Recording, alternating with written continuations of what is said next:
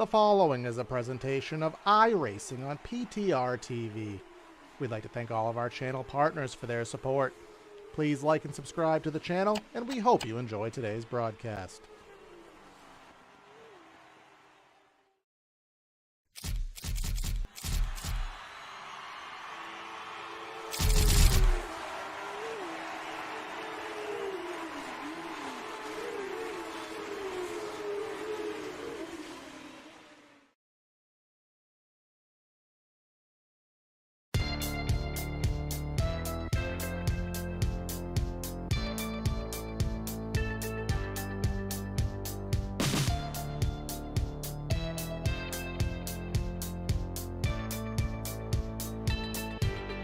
Sin City, Las Vegas, Nevada, home of the famous casinos and the famous Strip and the 1.5 mile Las Vegas Motor Speedway.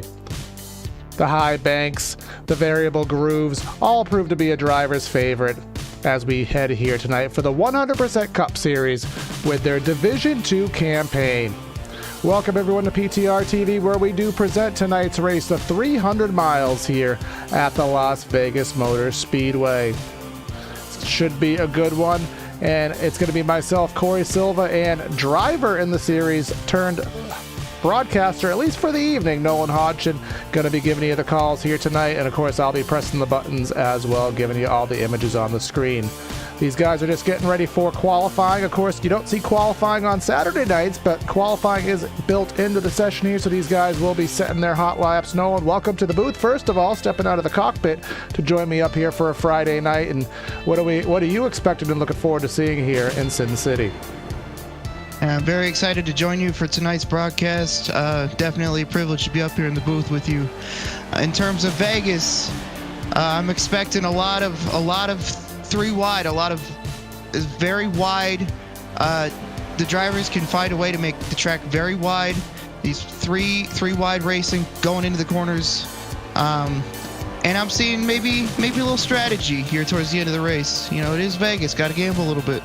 Yeah, exactly that, and we'll see who's going to start off on the top of the pylon this evening. Thus far, Daniel Fields on screen right now. I think he is P1 right now with a lap time of 29.534, but Richard Reagan Jr., his first time in the series, he is currently 6th, dropping back. We'll switch the ticker over to the vertical one because it's a little bit easier to follow here, but he was fastest in practice. This is his lap number 2, cutting it all the way down to the bottom there on the racetrack. Let's see what he's able to muster, and he's only going to go up to 4th, so not able to match that time. So interesting to see that. Carl Dodson, he had a great run last week at Auto Club, and you know, Auto Club, Nolan, last week, I mean, it turned into, in both series, Friday and Saturday, it started off as a great race, kind of turned a little bit much of a cluster, to say it nicely. It seems like what you're telling me, Vegas could be very much the same with the fact that we have a nice wide track, multi-grooves, and it should be some pretty pack-oriented racing. Yeah, Las Vegas might not look as wide, but the drivers can definitely find a way to make it as wide with how they can race around here. The draft is still, even though it's a lot smaller than what Auto Club is, the draft still does take an effect here. So you can see legitimate, almost pack racing here at the beginning of these runs. It should be very exciting to watch. Yeah, I think we'll be in for a good evening of racing. I do have the point standings to bring up here.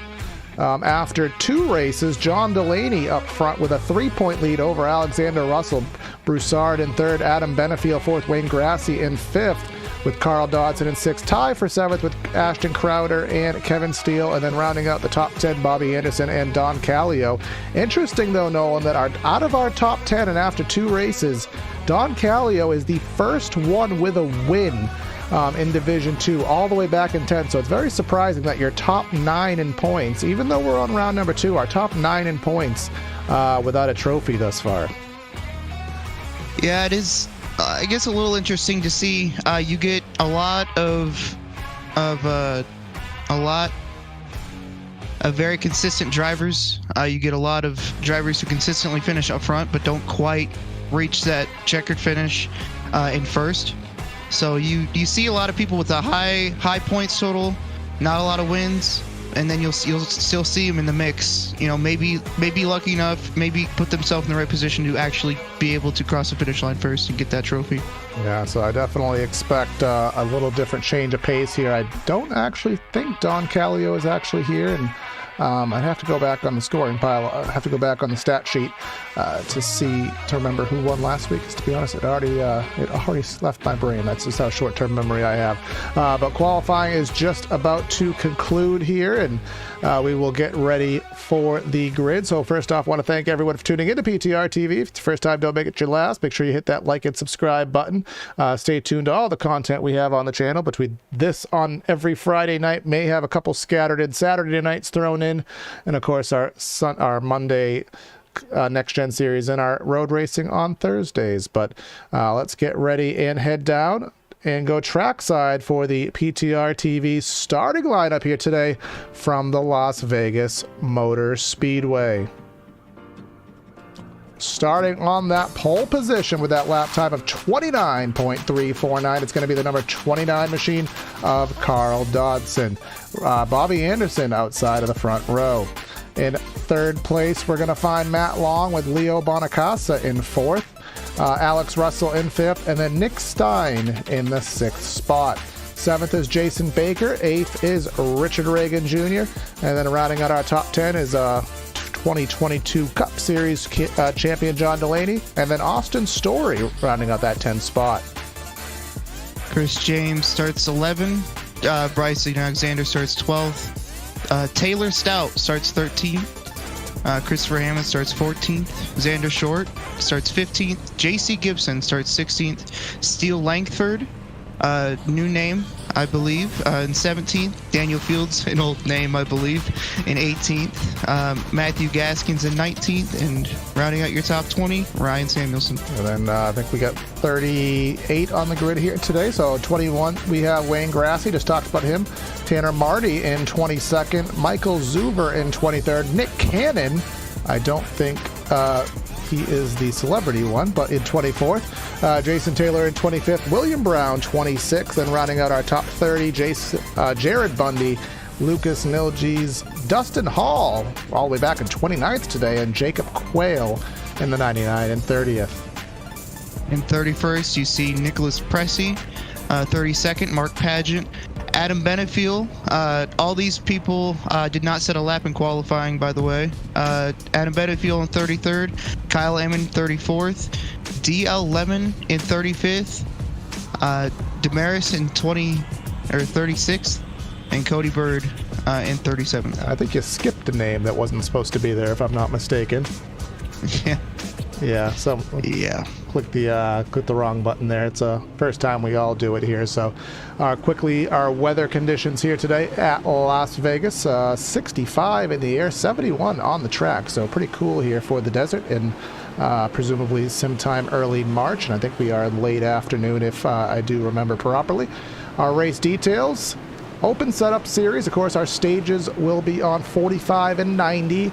And this is the feeder series, of course, for Saturday. So you'll see a lot of guys you recognize on Saturdays. Of course, you'll see some guys fighting to get in and get that permission for Saturdays. And I didn't get this on there because I couldn't fit it, but 4 sets of tires in the pits. Our keys to the race, multiple grooves here at Vegas. You'll see guys varying all over the racetrack depending on their car's handling. Bumpy on the bottom in 1 and 2. Make sure you can hang on to that, especially late in the run, and a very difficult pit entry here at Vegas. So if we do have green stops, going to have to take note of that. Any final thoughts, Nolan? Yeah, I mean, you pretty much covered it all. That pit road, especially, very easy to get. You know, shifting gears as you get to the transition, sliding your car a little bit, getting in. May be tough to slow your car down, but other than that, it should be a great race tonight. I'm very excited to watch this. As we all are, that pace car is going to take the hard left. We're going to wait for Carl Dodson to get on that accelerator and get us underway. 100% Series Division 2 at the desert in Las Vegas. Green. We're racing in Sin City, and a big stack up there late. Far on the outside lane. It looks like the 33 of Steele Langford didn't get going on the outside. That stacked them all up, but up front, everybody fighting for the bottom in turns 1 and 2. A very, very nice restart there, or nice start. Everybody's very playing very nice right now early in this race. You see somebody drop to the bottom there on the backstretch. Yeah, I think that's Alexander Russell dropping all the way to the back. I mean, he's one of our top in the points. Now, is he having some kind of technical issue? Because, I mean, if he was just dropping it to the back of the field, he would not be going this slowly. So that'll be a storyline that we follow. Maybe he's thinking that it's just going to be that difficult of a race in terms of getting in a wreck. But lap number 2 on the board, Bobby Anderson went from the Tide ride to the Kellogg's ride, but currently past Carl Dodson, so he is up front right now. Matt Long in third, Bonacasa in fourth, Nick Stein in the 5th spot. And you can see here a little bit of a battle going on. I believe that was Stein and Reagan. Reagan trying different lines in 3 and 4. He's right on that back bumper of Stein. It looks like he's trying to find a way around. You got John Delaney, Chris James, and Austin Story all in a little 3-car battle coming off of 2 right here. Looks like Chris is falling back just a little bit on the outside, but he's able to take that momentum from the outside and battle back, trying to get back around John here. Now, one thing to note as well, it was a little bit of a technical faux pas just because of the fact that this league is kind of going through a little bit of an organizational restructuring here. So you will see numbers on the ticker that do not match to the numbers on the car. For example, Dodson in the 29, but he's 5 on his livery, so you're just going to have to take note of that and work with us on that. But he is, speaking of Dodson, looking to the outside of Anderson here through 3 and 4, a little bit early in the race to see that outside work, and particularly in 3 and 4. I think Anderson might just be letting him roll over and take that lead there. Yeah, like I said a couple laps ago, everybody's playing very nice right now, it seems. This is a long race, like you've said. Everybody's playing real nice. A lot nicer than I expected. You do have a little bit of side-by-side here coming back for about 10th, 8th, 9th, and 10th there. But other than that, everybody's playing really nice. Yeah, Wayne Grassi in the Pennzoil ride. He's closing in on Steel Langford. John Delaney just behind him. Of course, Delaney looking to see what he can do in that number 6 machine. But I know, Nolan, something that I have noticed, and mind you, I'm not really too big in the next gen because I'm just not good. But for one thing I do know with the tire model, when you run on that outside lane hard early in a run, it has a tendency to really murder the tires for the entire run. And where there's not a lot of rubber in the track, would you have any concern of pushing that high groove this early in the race? Yeah, for sure. This track is it's very abrasive on the tires. Obviously, with this tire model, if you're mean to the tires at the beginning of the run, they do not like you for the entire rest of the run, no matter how you try to save them or what. So I would be careful trying to battle as hard as I can right now, because, like I said, those tires, once they don't like you, they really don't like you. And just looking on the back bumper here of Jason Baker, and I did see a couple guys farther in the field. I think upwards of Dustin Hall back there in the 20s. Someone was ripping the fence there in 3 and 4, and we were just talking, Nolan, in pre-race that we didn't expect to see people doing that. Well, clearly they're proving us wrong. 8 laps into tonight's affairs here. You can see farther in the pack still some good side-by-side going on, but up front, it's Dodson still holding on to that lead by about 0.2 of a second, and it just seems like everyone's just kind of running a nice methodical pace, just learning their cars. And just as I say that, Reagan takes a look to the inside of Bonacasa and that 91 machine and that dirty South Mustang. But look at Bonacasa and that 91 using that second lane. He's going to pass and clear Reagan, and at the same time, it looks like he's taking a stab at Matt Long. Yeah, another kind of interesting thing to point out here, this top 5 has pulled away from the rest of the field. They obviously everybody started right next to each other, and you kind of had the feeling that there was a little draft kind of helping down these straightaways, but clearly the top 5 here has settled themselves out and was able to pull away from the rest of this field. And that, of course, makes you wonder, is it setup related? Is it saving the tires? Is the front pack, just driving too hard? Or is it purely just a matter of pace? All those questions don't quite have answers for this early in tonight's affair, but we'll sort those answers out. We did predict a fuel load of about 60 laps, which will prove largely irrelevant for the first 2 stages because we will be having our stage caution at 45 and 90, so presumably everybody will just stay out until that. But no, we did also point out the tire situation tonight. Of course, we have 4 sets of tires in the pits. So we predict, everyone's going to pit on stage 1, everyone's going to pit on stage 2. And there's going to be inevitably a third stop, but there's not really a lot of wiggle room with the strategy if we have some, awkwardly timed cautions tonight. Yeah, it'll definitely be interesting. It is very possible tonight that we do see that if there is enough cautions, that there might be people who actually run out of tires toward the end of this race. So if they have a late caution, they might be kind of out of luck. Yeah. Towards the end of this race. Exactly that. So tire situation could come into fruition here, but I'll tell you that number 91 Milwaukee Camaro of Leo Bonacasa is ready and came ready to play here today. He's using that second lane to his advantage. He passed Reagan, he passed Long, he just passed Anderson, moving up to P2. And he's going to be closing in on Dodson, but he has been, as we just alluded to, he has been rocking that high lane. So maybe that's how he set himself up, but he also could be, taking the feel good off those tires just a little bit too early. We'll have to wait and see. Yeah, another strategy that I've heard over the past couple of years of going to Las Vegas here, that it is possible that there are, like you said, the setup is made kind of more for the outside because there is a big bump going into 1 that can upset a car really, really bad until either tire pressures are built up or, the setup is made for the bottom line like that. So sometimes people also try to use that second lane or third lane even to avoid the bumps because it can, like I said, it can upset the car. Nicholas Pressey into the pits for presumably an unscheduled pit stop this early in the race, so not sure what's happening for him if you're a 94 fan.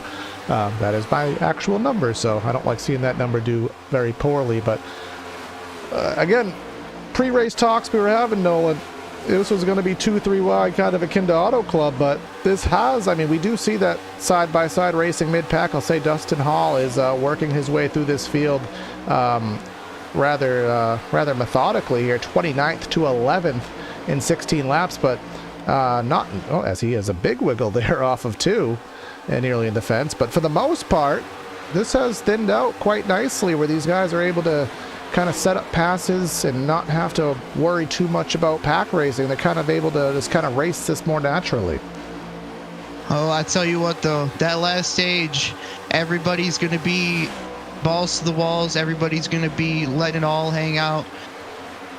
I don't expect that it's going to be like this for the whole race. Yeah, it all depends how the caution sequence works, how the fuel strategy works. If I get the Friday and Saturday races mixed up. We had a really big fuel mileage race. Actually, it was Friday night, as a matter of fact. I wouldn't be able to tell you who won it. I'd have to go back and look, but I remember last Friday night we had a huge fuel strategy race at Auto Club, and it turned into a situation where people were hypermiling, saving fuel, getting to the end. Now, all depends how the cautions work out. So we're going to have 110 laps for stage 3, so we could have a fuel mileage race. We could have a tire race. In all, of course, very early in the evening to make these calls, but still have some good racing going on. Chris James in the 82 to the outside of the track. Nick Stein in the 30. I think he's a first-timer to the series. He is going to the inside, so it looks like we're getting that point in the run where the comers and goers starting to swap places here. Some guys moving up, some guys moving back. And speaking of moving back, Leo Bonacasa, now he's back to 4th, and he was just in 2nd. Yeah, like you said, this is about the part of the run where you're going to see the tires start to kind of come apart. As you see, Leo's getting past here using the bottom line, not able to keep that momentum on the outside. In terms of lap times, Carl, our leader right now, his best lap time was a 30.2. They're already in the 31s. So the drop-off here is pretty significant. Whoa, as we see Leo. it pass for the lead. But Leo has had a huge wiggle there off the corner, but as you said, at the meanwhile right now, Bobby Anderson in the 5 machine, the Terry Labonte Camry, which just sounds very awkward to say. He's going for the lead right now, but the outside run of Dodson is going to prevail for the time being. Tried to side draft him back to Anderson. He's going to take the stab into one, kind of dive to the bottom of the track, but that's where the bumps are. Later in the run, those bumps are harder and harder to run through. Dodson's going to have the run nearly in the fence off of 2, but they're still side by side. Very, very tight racing. A thing that, another thing, we keep talking about the outside line here, but a thing that the outside line does allow for is these very long, multi-lap kind of battles side by side. And you do see that, if you're on the bottom line or if you're on the top line trying to keep your position, that actually can end up, wearing your tires more because you're trying to battle a guy as the 5 actually gets through there. But it is possible that it lets other people catch up, and since you're battling someone, the tires are hot, so it's hard to keep your position that you just lost even. And then as a driver, Nolan, I think we all have different opinions on this. When you're in those side-by-side battles for 2, 3, 4, 5, I mean, we've seen up to 10 laps at some point. Is that fun as a driver, or is that frustrating as a driver, as we have some 3 wide here about 10th place? Well, in this type of racing here, when you do see people, acting nice and being single file, sometimes it is entertaining at first to be like, oh, I'm battling someone now. This is fun. But after about, 3 or 4 laps doing that, you're like, okay, I recognize I'm starting to heat up my tires. I'm starting to slide around a little bit more because, kind of even the ego part kind of takes over and you want to stay in front of them. And then all of a sudden you got half the field right behind you because battling side by side slows the car down, and you eventually get frustrated because you lose more positions than that one position you were fighting for in the first place. And that's actually something that a lot of drivers will say, and they'll go post race to drivers and say, why did you race me that hard? Because all you did was, if you let me by easily, you would have lost 1 spot, I would have gained a spot, we wouldn't have lost much time on the stopwatch, but battling side by side, you could lose 1, 2, 3 seconds, which puts you in a worse predicament. So very good points there nonetheless, as we do see Bonacasa back to 5th, even Carl Dodson going back to 4th right now. So definitely seeing the comers and goers. Richard Reagan now, remember, he was the fastest in practice. He's got himself in a podium position up to 3rd here. About 20 laps to go in the stage. Yeah, still this Leo's kind of still losing more positions to them, kind of starting to fall back. Still, definitely this gap is still about just as large as it was. Jonathan Delaney is up to the 6th position now, trying to close that gap. That's a 2-second gap that he's trying to make up right now. I never expected that a gap would get this big ever. But obviously the battling a little bit up here is helping the 2nd and I guess even 3rd pack now to catch up. Yeah, they are, because the gap originally was upwards of 3 seconds, but now it is 2.5, 2.7. But Delaney starting to pull away from Taylor Stout, Wayne Grassi, Chris Hammond, and then Nick Stein rounding out the top 10. That 10th spot is the last spot for stage points, as they thought Chris James was going to hit him in the left rear there.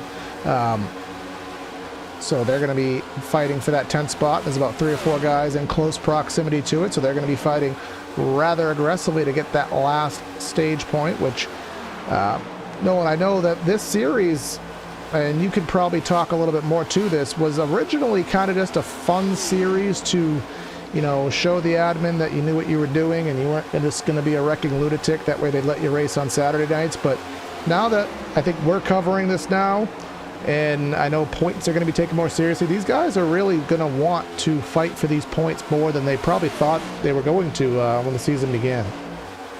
Yeah, there's people that I've talked to that are in this race right now that are...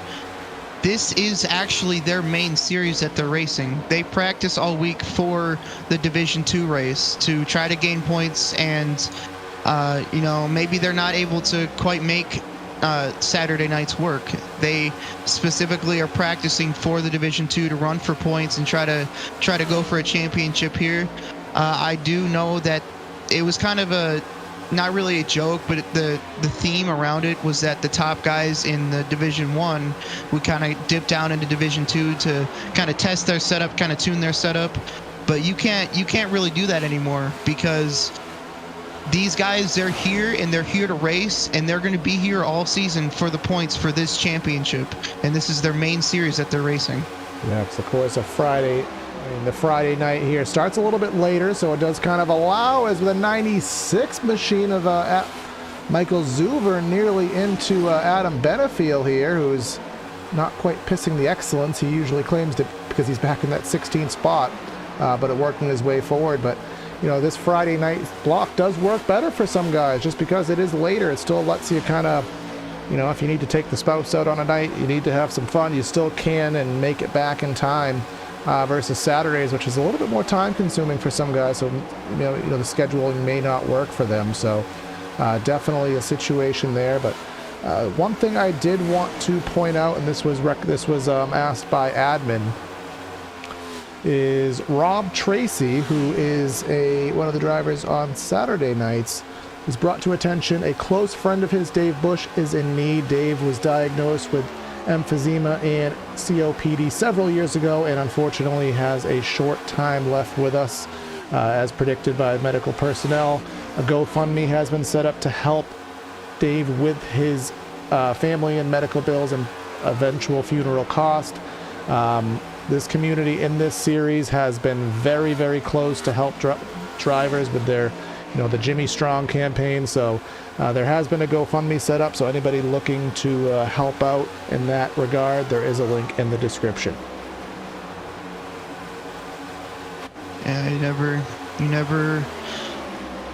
That's some of the worst news you can ever hear as anybody, as any person. Relatives, family, friends, any type of news like that, it's not fun to hear at all. But it just it shows that we are. I mean, at the end of the day, what are we doing? We're people that met in a video game about pixel cars. As a simulator, it is, but these pixel car Discord, iRacing community friends, they turn into real friends. Maybe not in the physical sense, sometimes so, but when someone struggles, we all kind of come together as a virtual racing community and try to help each other out, which is always good to see in these leagues. Yeah, the cars might be fake, but the people behind the wheel are real, and everybody's got real thoughts, and the racing is real, the community is real. Everybody, I noticed especially with this one that everybody chips in with, whatever support they can give, whether it be, that Jimmy Strong ribbon that a lot of people are putting on their cars, or whatever it is. The support is amazing in this series. It is, but again, all the information in the description there. But while we were going on about that, Matt Long basically turned the afterburners on. He went from third. He's up to the lead now, and nearly up by a second. And just look at the gap. I almost wonder, I mean, you might be able to do this easier than me, to see if anything happened in the last few laps, because he has pulled away by a second. Anderson back there, Reagan a half second back. Maybe we're just at that pivotal run here, closing on the end of the stage, where the handling has really just come in, and no amount of draft or holding someone off on an alternate lane is really gonna stop the inevitable handling issues. Yeah, definitely at this point of the run, the setups are for sure taking full force. How nice you were to your tires are taking full force. How nice you were at the beginning of the run is taking full force. Everything that you did or didn't do at the beginning of the run is just amplified tenfold at this point in the run, and it really shows what kind of cars these guys have tonight.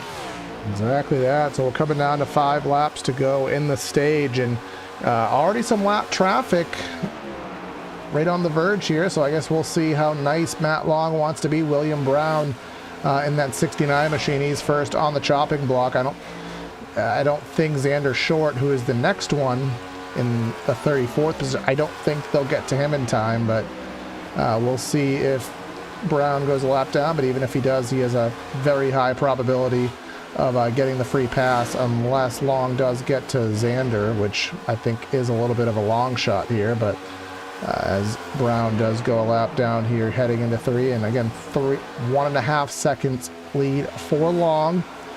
And again, that is one of the situations I talked about. And oh, Brown got into the fence off of 4, and yellow flag. Nick Stein is down on the low part of the back straightaway here, so we'll have to go back on replay and try to figure out what happened. Loading up the replay here, got it on screen. I think we got something to view here. Dustin Hall's on the bottom. Up 82, just got very loose, did the hospital wobble. I clipped the 41 of Jason Taylor. I don't really think there was much residual contact or really any significant damage from that, especially with how the modeling currently is these days. Second look at it right there. You can see the big wiggle and nowhere for the 41 to go. But again, just looking at those cars now, I don't really think either one of them should be in too bad a shape. Yeah, I mean, a lot of one of the things that has been brought up past couple weeks, you know, in these races is that these cars, they're very sturdy cars, and it takes a heck of a beating for them to get a lot of damage. And you know, it's on these type of tracks, you know, you can take a little bit of damage and still be okay, if you know, if your setup is good enough and you're able to, you know, save your stuff well enough. Exactly that. Now, I will kind of lean to you, Nolan, because I know you'll have access to driver radio and admin radio. This is probably going to go right to the stage lap, so I don't know if we're going to have a 1-to-go stage or if they're going to call this the stage, if you're able to get that clarification. I'm not quite sure. I do believe that usually this would be the stage, but I'm not 100% sure. I can check with them real quick. Yeah, if possible, that would be great.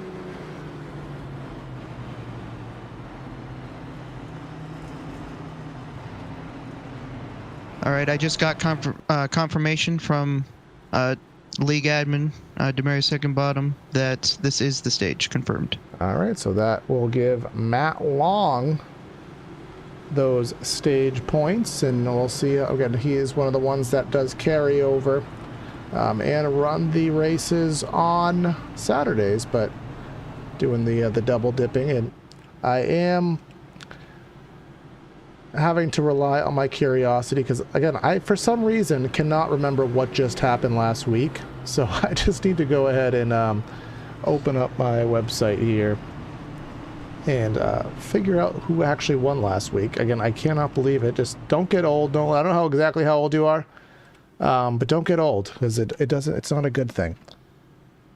I'll try to delay that as long as possible. Yeah, I tell myself every year I'm going to stop. So it was Dawn last week. So go figure. And then Devin Medeiros won race 1. Of course, that race went unbroadcasted or non-broadcasted, whichever one is more grammatically correct.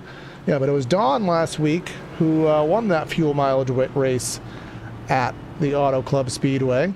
And just the irony of the situation is that both winners thus far in the Division 2 series did not run the subsequent, are not here today. So Devin is not here to get a second win, nor is Dawn here to get another win. So right off the bat, we're going to check off a new box in the in that category for somebody.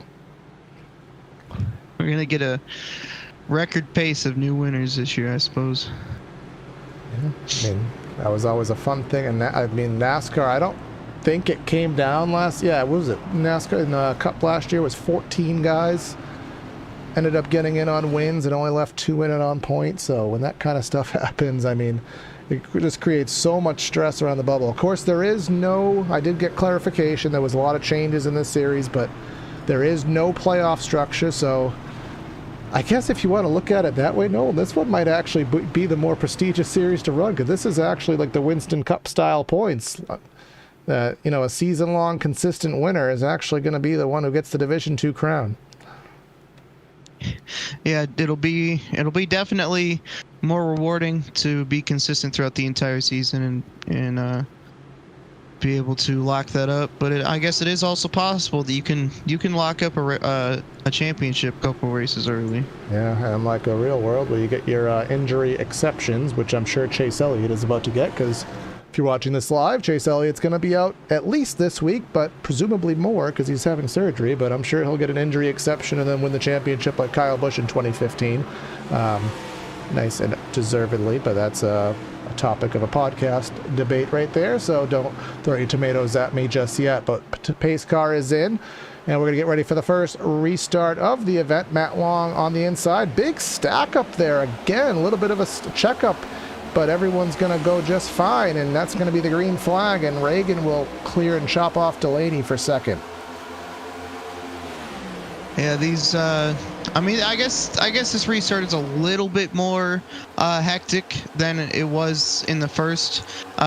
John giving a big push around that corner, diving down to the inside here. But yeah, a little bit more racy. It did seem that there was a bigger stack up in that first initial start to cause everybody to spread out real quick. But I mean, they are definitely getting a little more feisty this time around. And then now Richard Reagan on the outside. We saw what happened in the first run, though, with Leo Bonacasa. He really rocked that top groove early in the run, and it paid the price later in the stint. But now Reagan, he's going to use that outside in 1 and 2. He's going to get that momentum. He's going to carry it through 3 and 4 to the outside. He's going to clear for the lead over Matt Long. Delaney is going to try to follow the gap, follow right through. And then Chris Hammond, where did he come from? He's going to go. Now Matt Long, he's going to get sucker hold on the bottom, go from first to fourth in one corner. Yeah, it says here that Chris started all the way back in 14th, so he's gained 11 positions since the start of this race. It's solid run for him going right now. Also, still got to make sure no matter who it is, if they're running too hard right now, we will find out in about 40 laps time if that's the case. All this aggressive running that may or may not be had, as Chris kind of looks to the outside there. Yeah, Bobby Anderson as well. He just dropped back from that pit stop cycle back to 7th. But take a Carl Dodson right now, or even a Leo Bonacasa. No, when you run the first stint, you see what happens. You knew you kind of shot out of the gun too quick. Is it easy to make those adjustments in the car to back off and kind of change your driving style, or is that just kind of a driver trait? Is that something that you can adjust on the fly to back off and save it for the next run? So from personal experience, it is possible to kind of change your kind of style going into a different run, but it's also possible that the setup that you run, it wears more if you drive it not as hard, which kind of sounds backwards, but that is the case sometimes. There is, like I said, you can change it to where, maybe if you lose a couple spots at the early part of this run and maybe not run so hard, you can gain those spots back later plus more. Yeah, I know there's some setups where if you're meant to drive the car loose and then you don't run it too aggressively, you're actually going to burn off the wrong tire there, and that's going to make it worse later in the run. Those kind of things can happen. Well, we do have a absolute cluster going on the back half of the field, about 10th through 20th. You can see J.C. Gibson, Michael Zuber, D.L. Lemon up there. But then up front, we have that side-by-side racing. Hammond running that second lane. He's going to get a good run. Somehow Delaney, we missed. He got the lead. I got to focus on the lead more because these lead changes are happening when I'm not watching them. But Hammond, he's getting that run. Well, he's going to fall right back in line behind Delaney here, and Reagan drops Matt to the 3rd spot with Taylor Stout. Try not to have the pun there. Taylor Stout, he's having a good run in the 4th spot, but look at Anderson trying to gain those spots back in 5th, looking to the inside for 4th. Oh, they're going 3 wide here. Yeah, see, they can, no matter how wide this track looks, they can make it wide.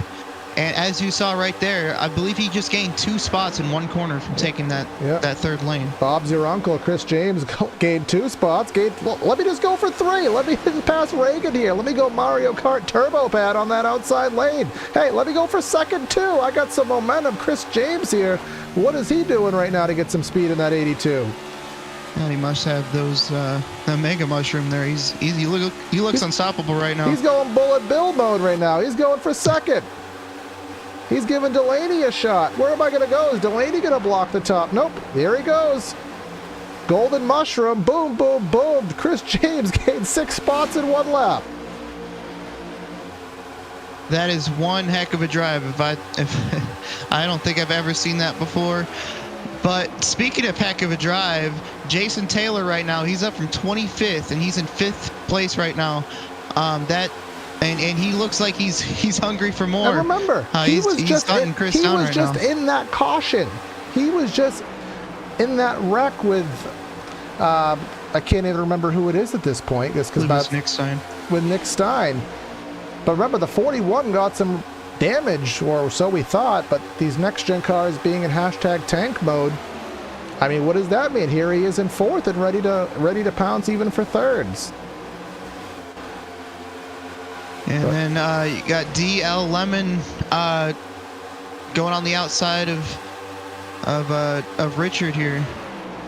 So we're at a point, Nolan, where we're at a point right now where one of 2 things is happening. Either the outside lane is legitimately coming in right now, or all of these guys are just driving their tires off into oblivion here, and they're going to regret it heavily in about 20 laps. It's just a matter of which one is which, or a little bit of both, perhaps. I mean, it's also noticeable down there through 1 and 2. There is shade on the racetrack from those signs kind of blocking the sun. So it is possible that part of the track has more grip. Obviously you do start to see people now. They're taking the outside line as their line of choice. And yet another thing, you're seeing a lot of faces that you haven't seen the entire race all of a sudden just pop up into the top 10, top 5 here. Well, you can see that shade you were talking about, all of turns 1 and 2 with those billboards, and it's the way the sun's going down, completely in shade, so that will lower the track temp, raise that grip, so maybe the outside, again, with that banking, because remember, Vegas is progressively banked, 18 on the bottom, 19 in the middle, 20 on top. And you can see what DL Lemon's doing. He gets kind of straddling the seam, which for a tight car is definitely, it's a free way to kind of make that car a little bit looser. Taking advantage of that situation. So a lot of different things you can do here at the Las Vegas Motor Speedway. And just outside the top 10, you just mentioned, people coming up. Remember, Captain Piss Excellence, Adam Benefiel. He's pulling in 11th right now. We know he's someone that could win these races. And he's knocking on the door of these guys as we close in on quarter distance. And you're kind of already starting to notice that the people that we're seeing save tires on that run. They're starting to get a little bit more aggressive now because they got the faster tires. Looks like Jason's kind of falling back a little bit. Lemon's on the outside there. They're kind of side by side there, and then you got Stout. He's kind of pushing Lemon through, and then you got Richard right behind him. Off of 4, Lemon to the top, Taylor to the bottom, and it looks like Stout decided to play nice there, but Reagan hanging back there in the 7th spot, which again, it could be a tire-saving move. Looks like Anderson is kind of stalled as well, as DL Lemon is acting the way of his sponsor and falling back here in the Bitcoin Chevrolet. So, I mean, I don't know if Andre's watching. He said I had to do a pun at some point, but for those who invest in crypto, that may be a little bit too personal, but to each their own. But Taylor Stout in that 4th spot now. He's making a move to the inside of Taylor. So again, comers and goers. Delaney in 3rd, Hammond still in 2nd, James in 1st. It's a caution comes to the speedway. I'll tell you, nothing. It looks like it may be Jacob Quayle, I believe. Nothing immediately stuck out to me. I don't know if anything comes your way, Nolan, but... Oh, actually, yeah, Nick Stein it was. I just got cued from my it's a little trick here with our overlays. I'll have to teach on a break, but You can see the 2 machine there. A little bit of contact between the 2 and the 82, and he almost saved it. He was squirrely, and but again, hashtag NextGen tank mode. Well, never mind. He towed it. Not. Yeah, that I don't think his toe link there, or I guess the tire rod did not like that second hit when he, went straight up into that outside wall there. That's definitely grounds for a little breakage there in the axle. Yep. So I mean, I know that the aero isn't always perfect in these, with the damage, but the suspension and engine still susceptible to some damage here in these machines. But on lap 62. So again, this was that point we talked about. Noah, we're on lap 20 in this stint right now, which normally you'd see these guys all peeling into the pits as somebody getting the free pass there. That actually is Quail, which well, actually, yeah, never mind. Yeah, so he's going to get the free pass right there. But normally 20 laps into a stint, all these guys are peeling into the pits. But again, we don't have the available tires to be, you're only going to have really one set to play with. So better not to burn it now and try to save it for the second half of the race. Yeah, I suppose this caution here would be, if people chose to pit, it would be that one set that they could play with. So it is possible. I mean, they already burnt one on the stage. We have another stage in 28 laps on lap number 90, and then at least one green flag stop between lap 90 and 200. But you may, I mean, that would be, what is it, probably 105 laps after the account for the caution laps. Which, do you want to stretch it and do a 1-stop? Do you want to do a 2-stop? And it all depends if it stays green. And again, do you want to have a set on the wall for a late race caution? So I think of all the races we've had thus far, of course, Daytona, who cares about tires? Auto Club, there was enough to play with. But definitely the crew chief, which in this series is, from what I understand, largely the driver. I don't know how much team, affiliation there is in this series with like people watching and giving the calls. So these drivers definitely going to have to make some tough decisions tonight. I mean, what better place than Vegas, am I right? Getting that strategy going, getting those gambling, especially towards the end of this race where the tires are tight. And then I know when we were talking last week to Benefiel, he did leave an interesting point in this series for the guys who are quote-unquote bushwhacking, is some of the regulars such as him, or even I think Dustin Hall may have alluded to this too, they're not gonna let all the cats out of the bag here tonight. They want to have a good run, but they don't want to let everybody know that this is exactly what he has and then, accommodate that. There still may be some tricks in the bag that they're going to be, experimenting with here tonight. So that way they can be fully enacted for tomorrow for the big dance. Yeah, I mean, it kind of goes back to what I was saying at the top of the show, which is, a lot of the drivers, sometimes they do, they don't want to show all their skills, and at the same time they're also kind of using this race as kind of a race test session, so they can update their setups throughout the night in the garage, and try to bring their best up for the Division 1 race tomorrow night. Yep, just use it, kind of have that decompression after the race and make those decisions. Of course, there's only so many things that you can do on a pit stop with wedge and tire pressure. So if you want to make those more significant adjustments, you can take those notes and apply them to tomorrow's 100% Cup Series race live on 3 Wide TV with myself and somebody else will be with me, not quite sure, because I got some question marks on that, but you'll stay tuned for that one. But it's going to be Chris James in the 82 and Chris Hammond in the 24. So Chris and Chris show on the front row. Pace car is in, heading into the Geico restart zone. And very early in the box is going to be Chris James, going to get that green flag underway. And again, very spaced out restart there amongst the top 5 or so. Yeah, I don't know if somebody missed a shift there or what, because that outside lane did not go behind, the third person, second person in that outside lane. There was a big gap that also opened on the bottom lane for people to slide into. Whoa, I saw something going on at the back of the field here. We saw some contact. That was going back to around Cody Bird, which I have to bring Cody Bird up at least once a broadcast just so we can see the bag on his head. Currently up 10 spots on the day, but there was something going on back there. But everybody has kept their heads on straight for the time being, and first side-by-side battle really is for the 8th spot now, perhaps a little bit further up actually. Yes, it is. Taylor Stout has gone side-by-side with Chris Hammond for that 2nd spot, and Hammond has held off for now, again using that 2nd lane.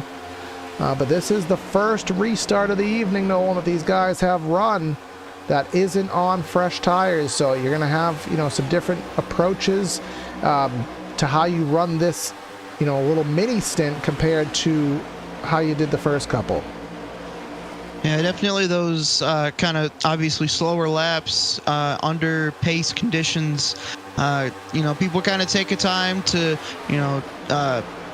cool off their tires, clean off their tires, to try to be able to kind of reset them, because you never really get a chance to reset them when you're at full race pace. So, getting a chance to slow down a little bit, down to pace speed to cool them off is could be helpful for the guys who kind of use their tires up too much at the beginning of the stint.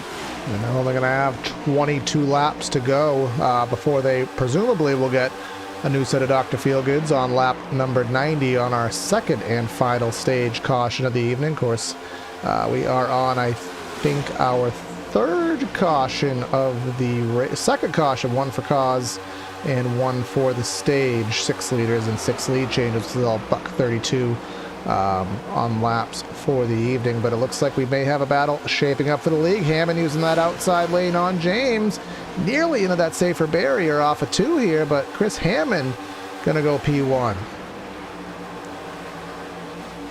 Yeah, I'm kind of noticing this top group has not separated at all from the second group, kind of like the last couple runs have happened. And, in some cases, they're even assuming kind of that pace formation where everybody's side by side. You got, three rows essentially side by side right now, all taking different lanes, all at different speeds, people being aggressive and people trying to lay back a little bit. Matt Long, last stage winner for stage 1. Here he comes up to the bottom of the track, passes James, has that head of steam, and let's see where he's going to go with it. And then Richard Reagan, here he comes. Now I'm just double checking the stats here, making sure. 3 wide. Yep, they're 3 wide. Everybody's on the same set of tires right now. I wanted to make sure because they see different comers and goers here. Everybody's on the same set of rubber right now, but I think some of these guys just decided it's go time. Reagan up to 3rd, Long up to 2nd. John Delaney making some moves. He's rocking the fence, the Larson line. He's going to go 3 wide on the top. This is going to be tight off of 4. Into the fence. Oh, in the wall a little bit. Oh, and there's a caution out. Caution on the raceway. It looks like it's going to be Jared Bundy in the 2. And he is very slow there on the lower pavement in 3 and 4. Replay on screen. 3 wide move here. Let's see. Trying to make out what happened there. Oh, he got clipped there. Ooh. Who was that? I can't quite make out who that other machine was. I'll get it from a different angle here, perhaps. The 66 machine just kind of got him on the straightaway there, of all places. 66 machine would be Daniel Fields. So that one will probably not cause a good situation, because most guys don't like. It's usually the wrecks on the straightaway are the ones that cause the most drama. At least in my, but everything is just an honest mistake at the end of the day for the most part, but still frustrating nonetheless. So puts us in another caution, and all these guys will stay out because, again, saving those tires for the stage. So we're going to go and take our first side-by-side break of the race. We'll be back for the restart, so please stay with us. Racing isn't easy, but experiencing it is. iRacing puts you in the driver's seat with the industry's leading sim racing game. Drive on laser scan replicas of the greatest racing circuits from around the world. Go head-to-head against other drivers chosen by skill-based matchmaking to ensure competitive racing at every level. Compete across all your favorite series. In officially licensed cars, engineered to deliver the most accurate driving experience possible.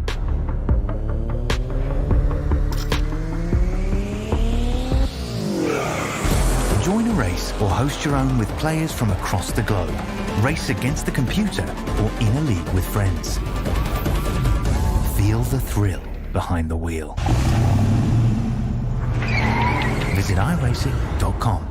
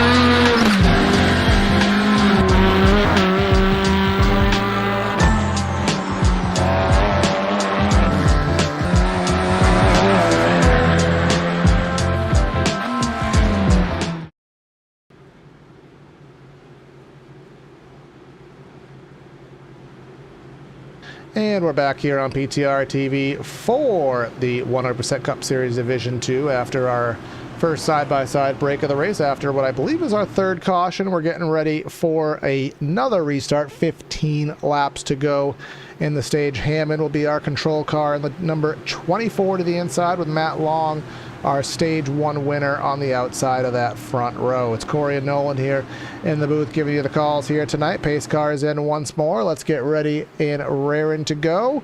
On that loud pedal is Hammond, and let's see what we get this time.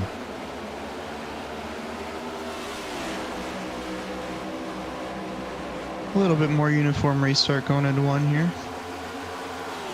Hammond's going to get that nice clean jump, a little bit of real estate between a couple of those guys. Delaney had a good run on the back of Long. Long got a really good run off of 2. He's going to take that to the inside of Reagan. You can see on the long shot there, a lot of 2-3 wide. Everybody moving around. Delaney again working that Harry Gant line, the Larson line, whatever, Tyler Reddick line, whatever you want to call it. He's going to go 3 wide for the race lead here, coming down that front straightaway, and he's going to go basically third to first, rocking the fence there. Let's see how it works heading into 1. And look at Delaney, top groove. He said it doesn't work in 3 and 4. Proves us wrong. Gets himself the lead. Yeah, I mean, you kind of have noticed throughout this stage the levels that people are willing to go in terms of aggressiveness. You kind of saw at the beginning of the stage, people were kind of very nice to each other. You saw it in the middle of the stage with that caution. We're wrecking. A little bit Dodson. more. Yep. Dodson and who is that? The 79, I believe, of that may be Matthew Gaskins. And again, the cautions are aplenty here. And the end here of stage 2, we'll go to our limp cam, because that's the best cam to dissect these wrecks in this big pack racing. And Dodson just kind of, I mean, you could say the 79 maybe ran a little bit tight of a line off of the corner, but I think Dodson may have just given him a little bit too little room either way. We'll get one more look at it from a slightly different perspective.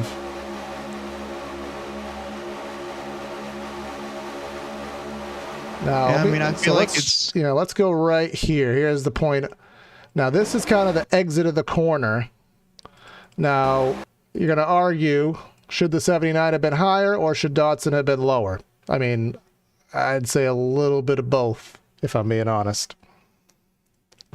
Yeah, I mean, I think it's one of the many products that comes with, you know, this towards the end of the stage here. Everybody's wanting stage points. Everybody's wanting to race aggressive because they know there is going to be a caution here soon.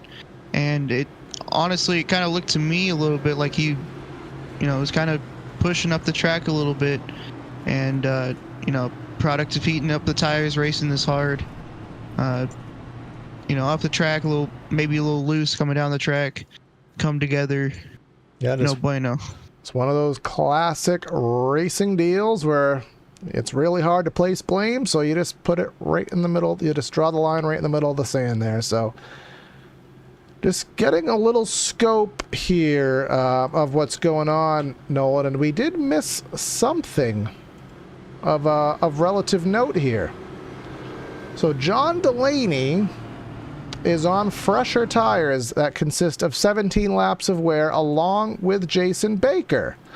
Comparatively, Matt Long and basically everybody else is on older tires, you know, upwards of 37 laps. Now we're going to go all the way back here to Bobby Anderson, who just pitted.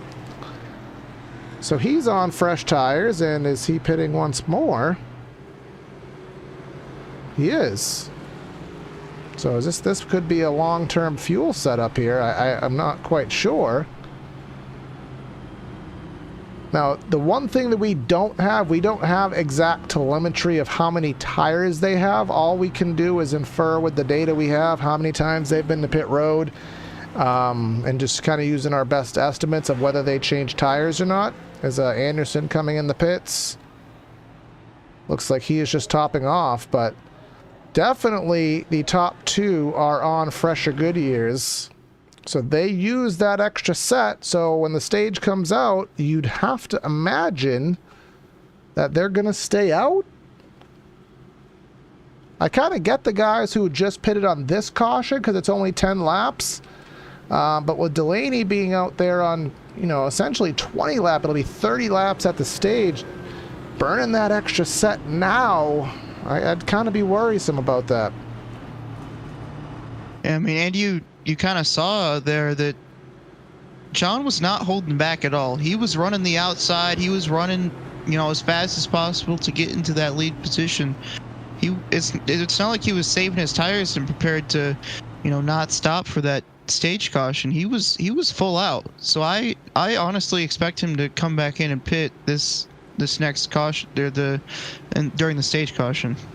So then that would just be a matter of just hoping, which based on what we've seen, hoping that the rest of this goes green, which based on what we are seeing is probably unlikely. But otherwise, you know, you wouldn't want to have that caution with, you know, 15 laps to go or everyone else is going to pit, and you know, kind of akin to what I always remember Gordon and Johnson at Martinsville, staying out on the old tires. It's just not always what you want to deal with, but at least on this restart, they'll be in the catbird seat because they're going to be on the front row and they're going to have all the fresh tires in the world. Worth noting that J.C. Gibson, who is currently in the 14th spot, he also is on tires of the same freshness level, or so we would infer. So I would expect some movement out of him in that number 09 machine. So we'll see how that goes. But I think I've taken just about every restart tonight, Nolan. So why don't you go call us down for your first restart? Sounds good. Coming out of 4. Everybody's anxious. I mean, this is the part where the heartbeat kind of comes up, even though it's in the middle of the race. You've been racing for 81 laps as we're coming to the green here. And we're away. There was a big bump, big checkup. Oh, John we're DeLay wrecking. seemed like, oh. Caution has yet. Oh, there it goes. Ryan Samuelson in the 81. So triple threat of caution on caution on caution. Haven't got ourselves a good sequence yet, but again, we'll cue our famous blimp cam, because this is what's telling us what we need to see here. I think that was a lot of stack up. You could see the checking up there. That big stack up that happened right off the restart. I'm hearing a lot of accusations over the radio right now that a certain leader was holding up the line a little bit. Yeah, no. Samuelson may be a little embarrassed watching the replay of that, but again, we'll kind of watch more up front, and definitely, I mean, if Delaney, I mean, I don't know who the control, if Delaney was the control car, I mean, he was definitely on the slower end there. I mean, we just got to be perfectly honest, not try to call out and start drama here, but we get one more shot of it. I don't know if he was the control car. Either the 51 was too early, or and that was definitely a stack up and poor anticipation up front, and just trickled its way back, and Samuelson got the short end of the stick on it. I mean, according to my little telemetry that I got here, John was going the pace speed, so everything he did was correct. Yeah, fair game. So that's just, I mean, what happened in the real world at Auto Club, where Joey Logano was getting all the flack for causing a big wreck, but the telemetry data said he was going the right speed, and everybody else around him was just, they were trying to anticipate, and they anticipated wrong, and ultimately, you know, Logano was getting the short end of the stick. So if I put any blame towards Delaney there, I apologize, because you just checked the telemetry, and, you know, you got 25 other people trying to read what one person's doing, but all those, you know, stop and go, of course, when you get back to 25th spot, it's pretty dicey. Yeah, I mean, kind of like I said, going up to that line there, that's the position there where everybody's heart's beating, everybody's got their foot on the throttle, you know, just trying to, just even a slight twitch to be full force on the throttle there.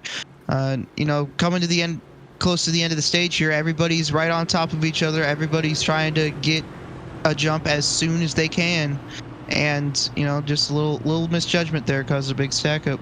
Yeah, so this will probably take us to a position where we have maybe 2-3 laps to go before the stage. So we'll just basically be having another shot at that there. But one thing we can do is we can chat with somebody, because I don't think we've done that yet. Actually, you being the driver, know these guys better than anybody. Who do you want to have a little chat with and see if we can get them?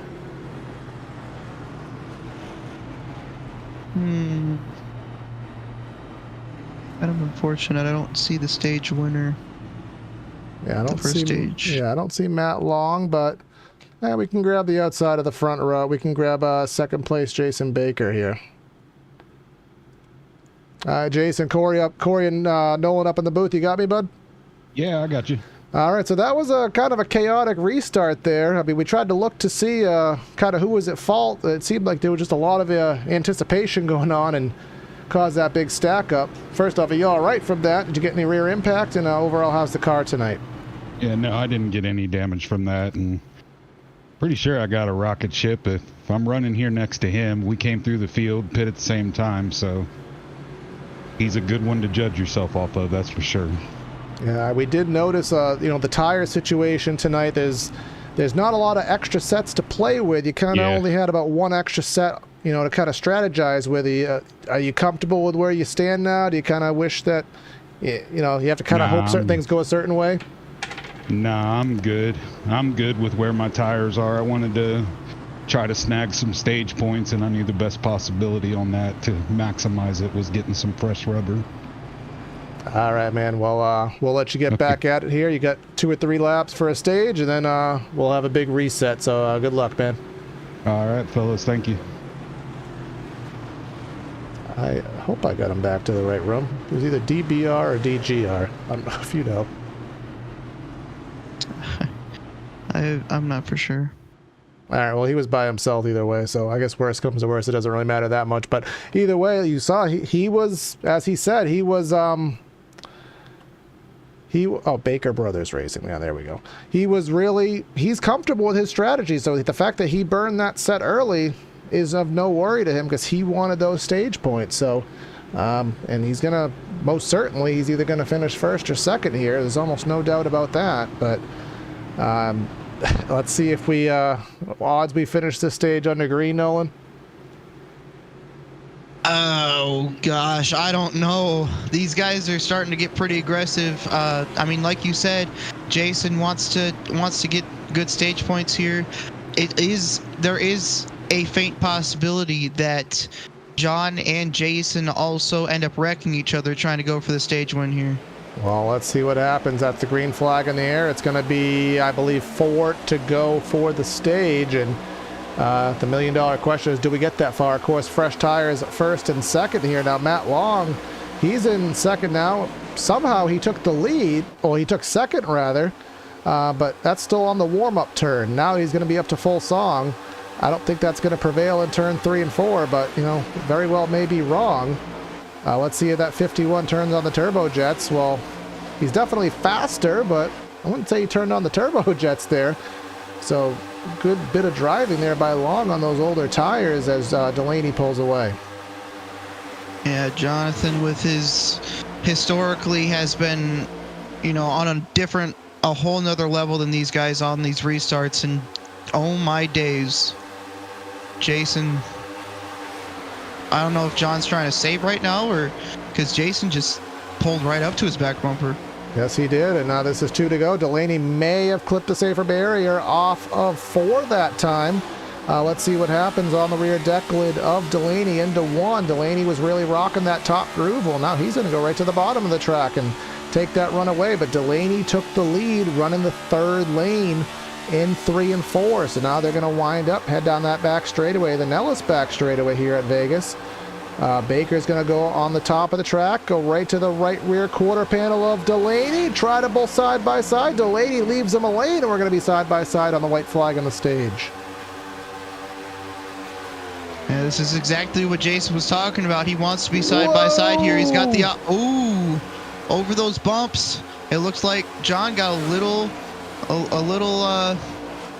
sideways there over the bumps. You talked about them maybe wrecking each other for the stage. I didn't see it happening. Very nearly it did. Delaney's going to rock the fence, try to get a run off of 4. I don't think it's going to be enough. He's not going to have enough room for a crossover. Of course, there may be a slight delay. We got to wait for 10th to cross the line. It's going to be Xander Short, who, remember, he nearly went a lap down earlier, and he's going to end up getting the stage. Or perhaps Austin Story, but I believe it was Xander there. That's going to be our stage 2 break and our second stage. Of course, the first one going to Matt Long, who is in 3rd, and Jason Baker will take the second one. Yeah, I mean, we were talking about how much newer those tires were from John and Jason. Matt's right there. He was right there at the end of that stage. He wasn't. I mean, it didn't look like they even had newer tires than him. Matt was still right there at the end of the stage. Yeah. So it makes you wonder. It really does. Now, in my experience, which, you know, I don't race top split, I don't race with fast people, I don't talk to fast people, but in my humble experience, heat cycles, maybe 2 or 3 heat cycles, will basically normalize the newness of those tires out. And I mean, you'll still have more grip, don't get me wrong, but after a couple heat cycles, they're not going to be what they were prior. May have been what happened. That's coming off of 4 here, and I mean, we would expect everybody, even Delaney and Baker, you know, they use their extra set, but now they're going to get back on even keel, but they're only going to have 1 set left in the bank, and that's going to be for their required pit stop later in the run. See here again, the curved pit road here at Vegas. See if everybody gets in their box. We saw at Auto Club some guys overshoot their stall. There goes the 19 machine on the top of the shot there. That's Russell. He overshot his box there and then just disappeared. I mean, he must have got really mad that he overshot his box. But exiting the pits, looks like it's going to be a drag race, and I believe it was Long who got it. But then we go up to the front of the pack, and Xander Short. Well, Xander Short gets it. But Nick Cannon, he is going to be on the front row with Damaris Hickenbottom, of course, one of the league admins here. He's in second, and Zuver, Nilges, and Dan Fields. Remember, he was involved in an earlier wreck. He is in 5th. Ryan Samuelson, he was in one of those restart kerfuffles. He's in 6th. So, again, this shows that damage is not really that big of a deal. But one thing that is a big deal is the incident count, which I believe is 13. So where we see some of these guys who have had some issues already, that incident count could be something to take note of as this race goes into its waning stages. Yeah, we saw last week in the Division 1 race on the Saturday night that was a very big thing. I think you had, I want to say, 5 cars get disqualified on the final lap. All of us thought that there was some kind of server glitch or our computers were going down, but basically 4 guys off of turn 4 all disappeared at the same time. It's just kind of an unheard of situation, but it happened. And to be honest, in my Monday series, which I cover here on the channel, which has, you know, there's actually probably 3 or 4 of these guys that run in our Monday series. They run a similar rule structure, and the same thing happened. You'd see guys incident out towards the end of the race, and there was actually a situation at Daytona where someone gave someone a really big bump draft, and that bump draft was enough to incident the guy who was bump drafted. So all these things do come into play here, especially when you have a very rugged car that doesn't take a lot of damage, that's very durable, and a long race. You're going to get into a position where you're sitting on a 9X, and you just never know what could happen. That'll take your card away for the night.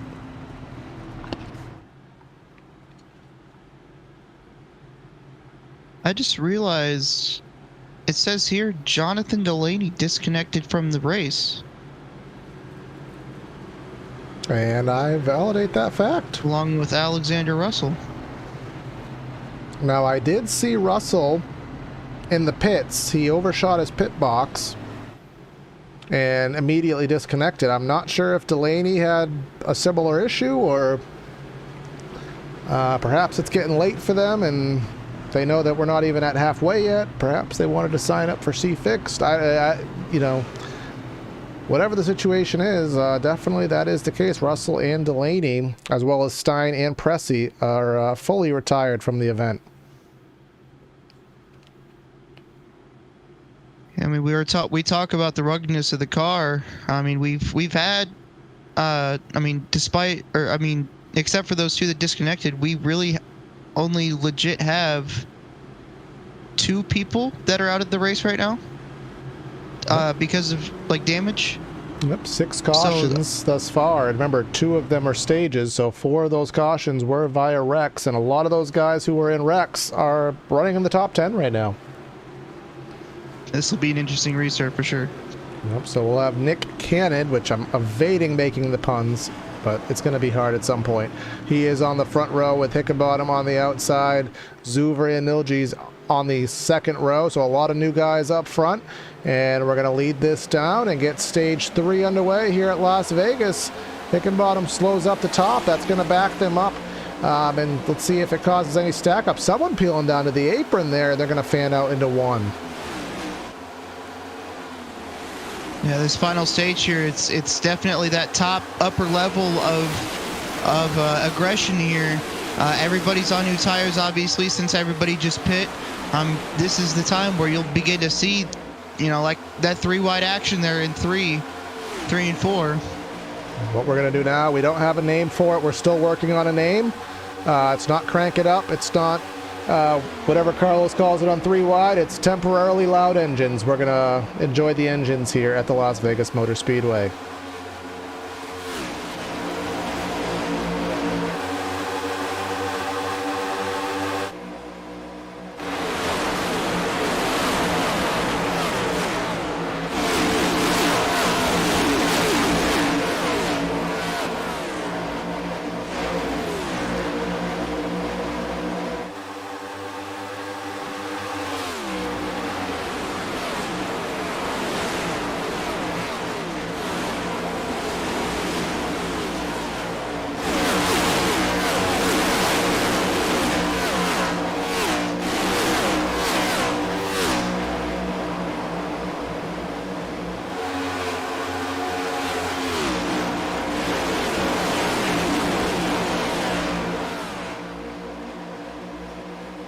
Temporarily Loud Engines, that's what we're calling it until we get a better name. So if anyone has a better name, let me know. But Cannon has acted as such and shot out of one here because he's up by 1 1/4 seconds on Zuver. And again, pertaining to the tires, our top 9 stayed out, and our first driver on fresh tires there, Nolan, is actually the number 12 / number 38 of Xander Short. So are those older tires up front not that bad, or are these new tires trying to save it? I guess take your pick on which one you think is the case. I mean, I guess it could be a little bit of both. I mean, a lot of these guys are seeing clean air that they've never seen before. I guess they're not seeing it, but they're feeling it that they've never, you know, felt it before. You know, I'm sure Nick right now, he's feeling like he's flying through the air, you know, with this lead that he's got. But it's possible that because a couple of these guys, I believe, only have that one last set left for that required stop that they're going to have during the stage. So it's possible that they're saving extra. Those specific people are saving extra hard so that maybe they can, you know, elongate that a little bit. You know, it is surprising to me that you don't see more of those fresher tire names up front. Yeah, Xander Short has got up to 8th right now. Chris James, remember Chris James, memory served, I think it was him, Nolan, that basically went 6th to 1st in like one corner. Using that, or one lap rather, using that outside lane. He's back to 11th on that same strategy. Jason Baker, the stage winner, back in 12th. Our stage 1 winner of Matt Long, I'm trying to find him right now. He's back in 16th spot in a gaggle of cars right now with Reagan, who's up just ahead of this. Adam Benefiel, who really, I thought he was going to crack the top 10, and really hasn't been much of a factor as there's 3 wide ahead of him, and there's some good racing going on up front right now. Zuver running all the way up to the fence right now. Samuelson rocking the bottom in second. Carl Dodson, remember he was in a little bit of an incident if memory serves, but he's going to be back here in the top 5 as well with a fast car. Yeah, it seemed like kind of through the midpoint of the race, Carl was kind of hanging back a little bit, biding his time, but now it's go time. Everybody's pushing for what position they're in. It's time. Yep, here he is in that 4th spot. Again, our pole sitter on the evening using that upper groove. You can see the sun if you're a virtual reality user, that sun off 4 may be slightly bothersome because I know it is absolutely brutal in VR, but Damaris Hickenbottom still holding on for a top 5 run. I know he's looking forward to, as you guys coin it, Admin Motor Speedway in a few weeks, but well, he's having a good run. He's still hanging on to the top 5 with these lead pack here thus far, with Lucas Nilges in that 21 machine in 5th right now. But I don't know the full story of Admin Motor Speedway, but I do know he won that, I believe it was the July race there, did Damaris. Yes, he did win there. It seems that no matter what configuration we were on, that some sort of admin was able to pull out a win. So I guess we just renamed Atlanta Motor Speedway Admin Motor Speedway. Hashtag grip packs, hashtag bigger plate, something like that. You never know what. Big power hungry.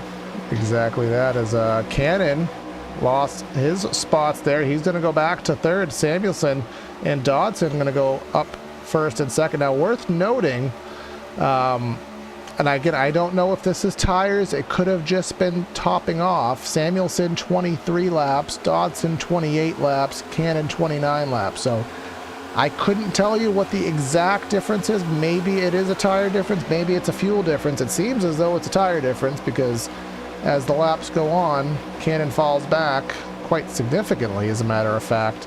And Samuelson pulls away, but here comes Dodson with he has a huge run off of 2 and a little bit of a block there down the back, but he's not going to be able to hold it on much longer. Dodson had way too big of a run, and he's going to go take the top spot. Well, you were saying that, looking a little further back to the 3rd place position here, Damaris on the back straightaway, he had such a big run. He went under Michael and Lucas to get into 3rd, so he passed 2 cars in 1 straightaway. Yeah, replay on screen right here. We gotta give him his Sports Center top 10 highlight reel. I know they don't happen too often, so not trying to burn, but you know, just gotta be realistic. But give him his highlight there. And it looks like Jason's trying to do the same thing on the front stretch. Again, using, I mean, that apron here at Vegas, I mean, obviously it's not going to be as advantageous as a Chicagoland, rest in peace, or a Kansas, but you can still kind of gain a little bit of time, or just kind of go down the hill, get a little bit more speed down there.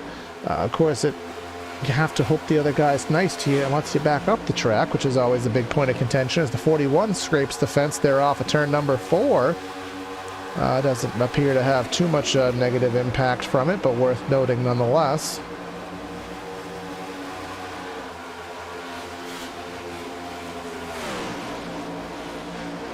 Looks like some of our fresh tires slowly working through the field. Chris James is the first on the fresh tires in the 82. He's going to go, thought it was going to go 3 wide, but Baker decided to play nice there for a second as they get by the 96 of Zuver.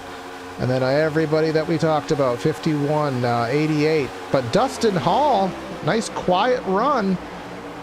I mean, he started, where did he start? All the way back there in 29th, and he's up to 10th and starting to show his stuff here in the second half of the race. In fact, he has passed Zuver, and he may be able to go 2 for 1 and try to get Hammond here.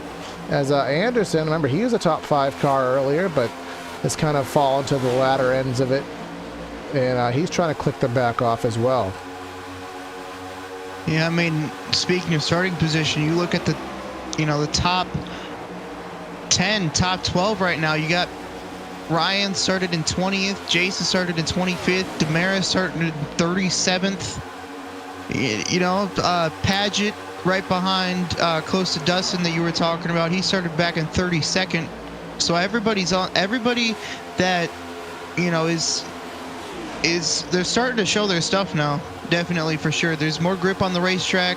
The temperatures are going to start going down, which of course, I look at the info and it proves me wrong. It went up a degree, but the shade should eventually start cooling down the track a little bit. I think the track temp went down 1 degree, which, I mean, is what it is, but air temp not going down too much, and I don't think we will have any, I don't know what virtual standard time we're in right now, but I don't think we'll be ending in any form of under the lights action unless this race completely parades, but hopefully that's not the case. But lap 115 on the board, and some of these guys, so your Carl Dodsons of the world, they're going to be lap 36 right now. So we talked about fuel being lap 60-ish. Could be a couple laps long with all the yellows, but now we need to start making our long-term decisions, Nolan, because I mean, we're having some exciting racing, some side-by-side, but we're slowly starting to get that green flag feel to this. I don't know if you agree with me. So now you're going to have to start crunching that calculator and start making those decisions, especially for those guys that only have the one set on the wall. Yeah, so according to what I'm thinking, according to my calculator, doing some calculations here, little Einstein brain going on here, the people that are on, that did not pit on the last caution, they can make it to about lap 150, and obviously the people who did pit on that last caution, they can make it to about 160, I believe. And then you have the, mind you, Jason Taylor going for the lead now, and Jason Baker. Again, our fresh tires starting to prevail here as Baker, Hall, James all in the top 5 now. But you have your Jason Taylor, who's lap 35 in his run. He's probably only going to go about 25 more laps. So that puts him, what, 143 or so? That's 57 to go. That's still going to be right on that line, at least based on my puny brain math. Probably farther than he wants to go, but I don't think he's really going to have much of a choice in the matter. Yeah, for sure. I definitely look for, obviously, that he's probably going to have to stretch it, maybe even save a lap or so of fuel to try to get, because obviously you can't run the fuel cell completely empty before you go into pit road. I mean, I guess unless you want to, but that's going to end up being slower. But I'd look for these guys who did pit on that last caution to kind of split the stage in half, so they can have, the most optimal. Obviously, there could be some wiggle room there, depending on how good you want your tires to be at the end or how much of an advantage you want to have.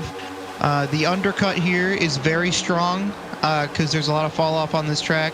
The best lap of the race set by Jason. 29.8. They're running 31.3s right now. So he's running a 30. He just ran a 31.3. So the drop off is big enough that if you go in a couple laps early, you can be a lot farther ahead than what you currently are.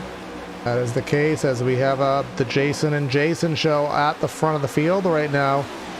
Newer tires in the 41, older tires in the 41 in that outer lane. With Baker, whoa, big wiggle there off of 2, but he will take the lead in Dustin Hall. What is he doing in the second spot? 29th, and here he is in that second spot, kind of pulling the Kevin Harvick, the closer card here, but Taylor is trying to make a resurgence. He's going to pull right to that back bumper. Thought he was going to look underneath in 1, but I don't think you want to be on the inside in 1. I think you want to be taking the passes on the outside, but what do I know, because he's going to try to prove me wrong here. Dodson and Adam Benefiel. Remember, we talked about him. He was in the top 10, but not really making too much of a surgence here. Look at him in the top 5 here, lap 122.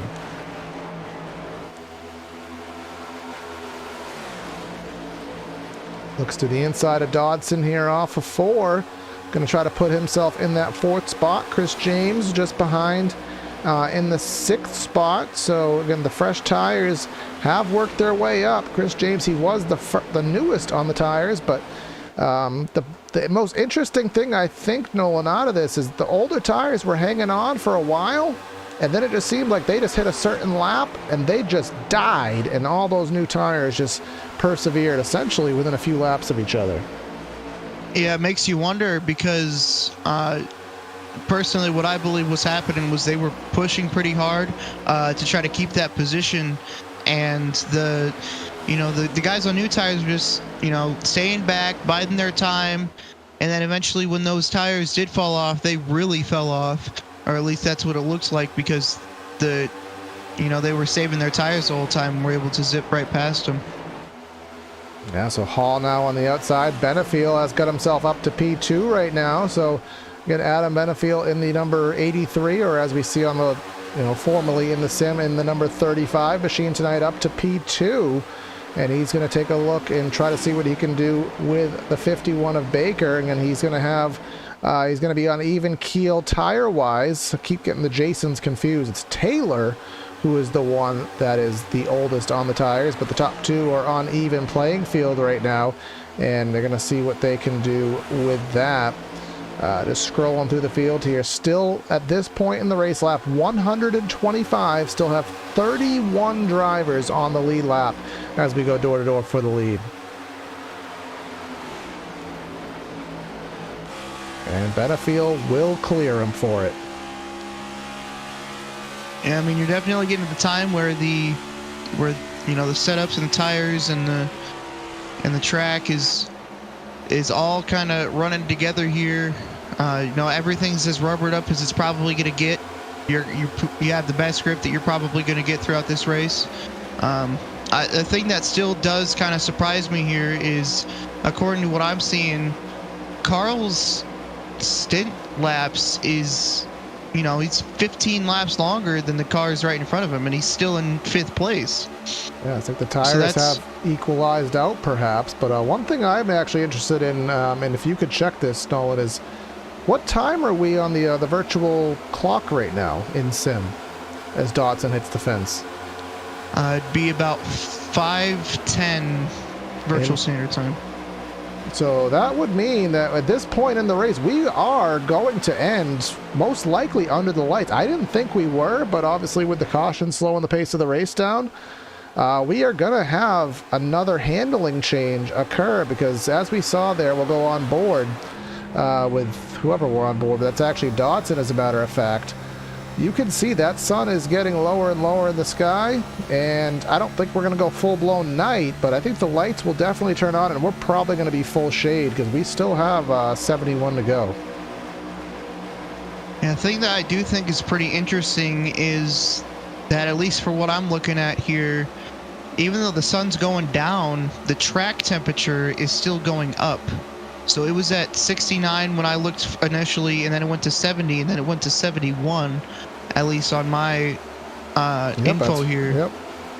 So that is kind of an interesting thing to look at.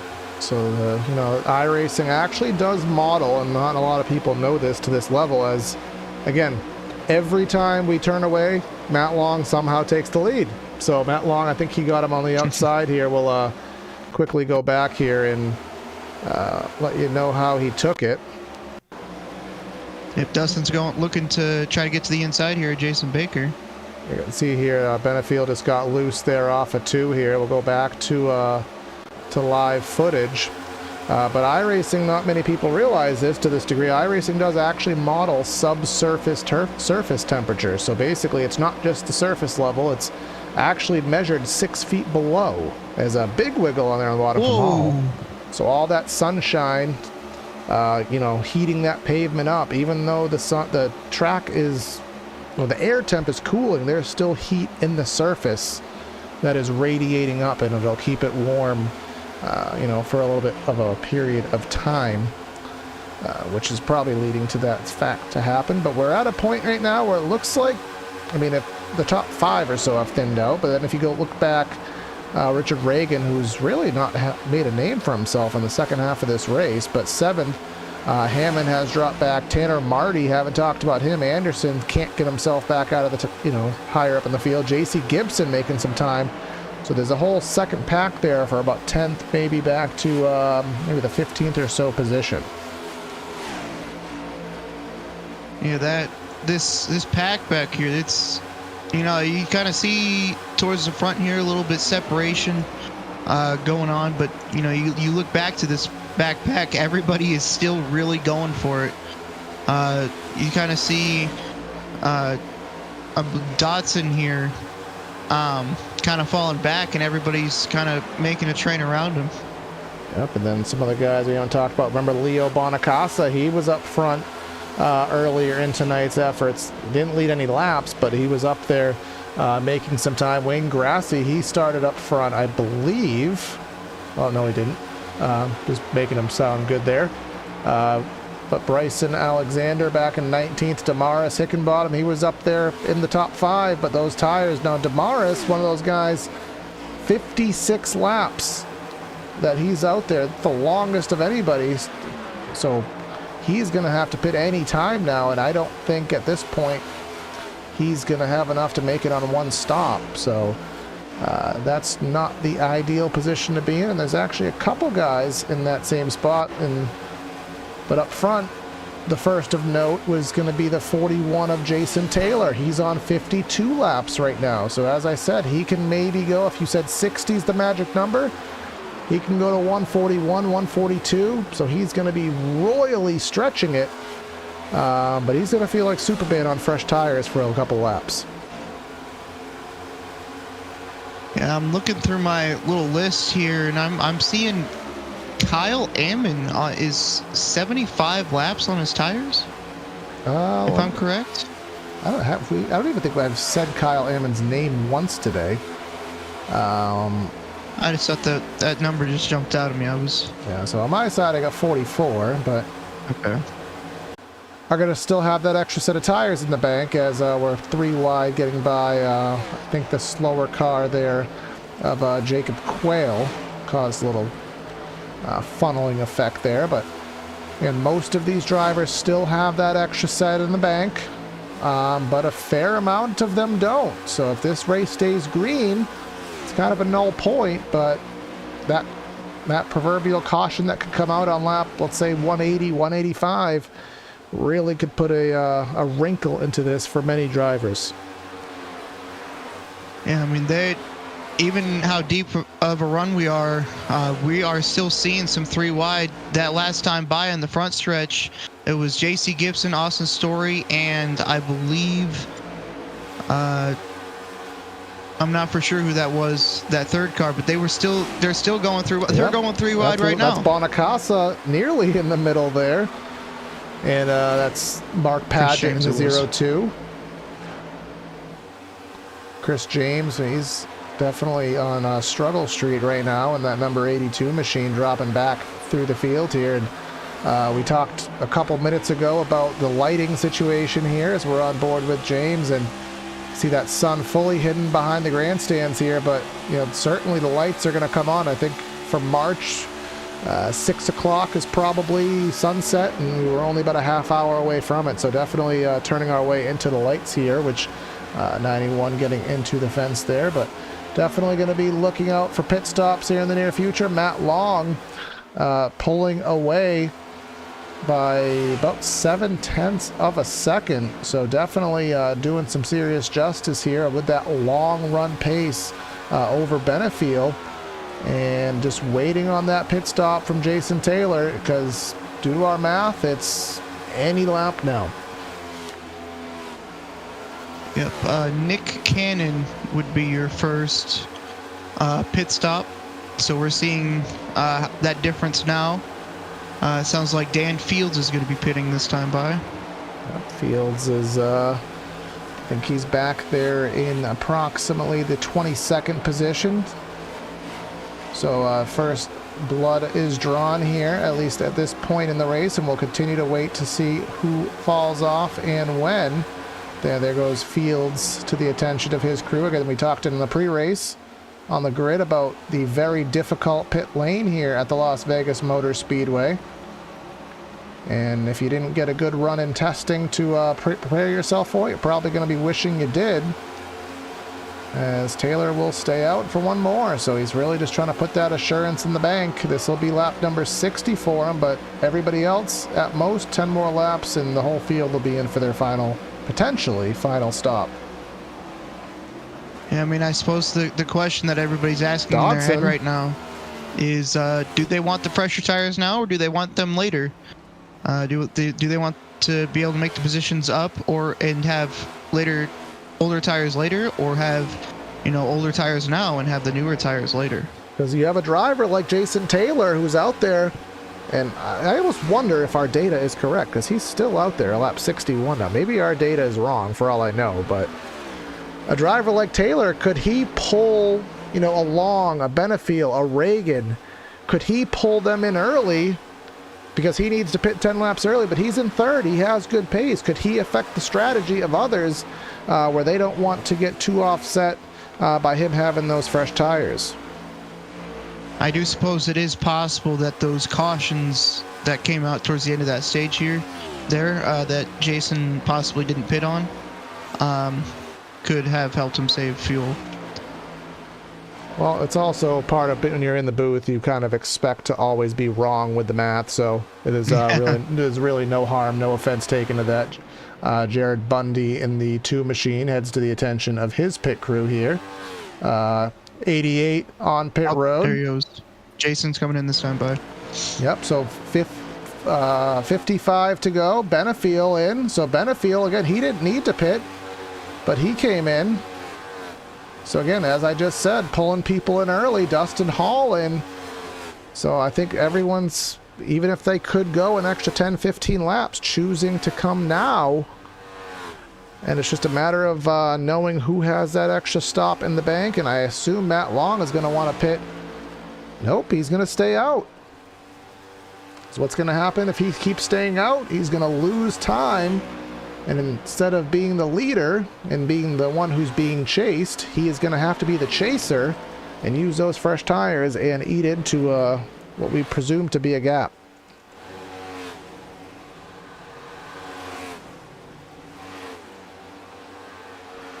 Yeah, very, very good to see that, the slides going into pit road have, kind of been kept to a minimum here. Gotta watch that blue cone off of 2 here. I saw a couple guys merge what it looked like very early.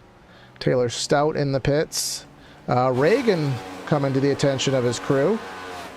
He came out of the top 5. Yeah, there's that blue cone that iRacing puts on track, the merge cone, and you have to stay below it until you get to it, as we'll follow the O2 Paget just to show you guys at home what we're talking about here. You see he's on the apron marked Paget. There's that blue cone and there's that blue line. You can't merge until you get to it. And believe me, it doesn't take much to set it off and get an unsafe pit exit. So got to avoid that. Here comes Baker. Remember, he was the one that burnt a set of tires, so this is definitively his final set of tires. Kyle Ammon in the days gone by Camaro. He is receiving service, but still waiting on our race leader, who here he's going to pull. Looks like didn't lock him up, so did a great job there. And Anderson just behind him. Oh, these guys are boring me with nobody's locking it up, nobody's skidding out of control. Everyone's having a nice methodical pit entry, which is a good thing, but it's always fun to see somebody struggling to get in there.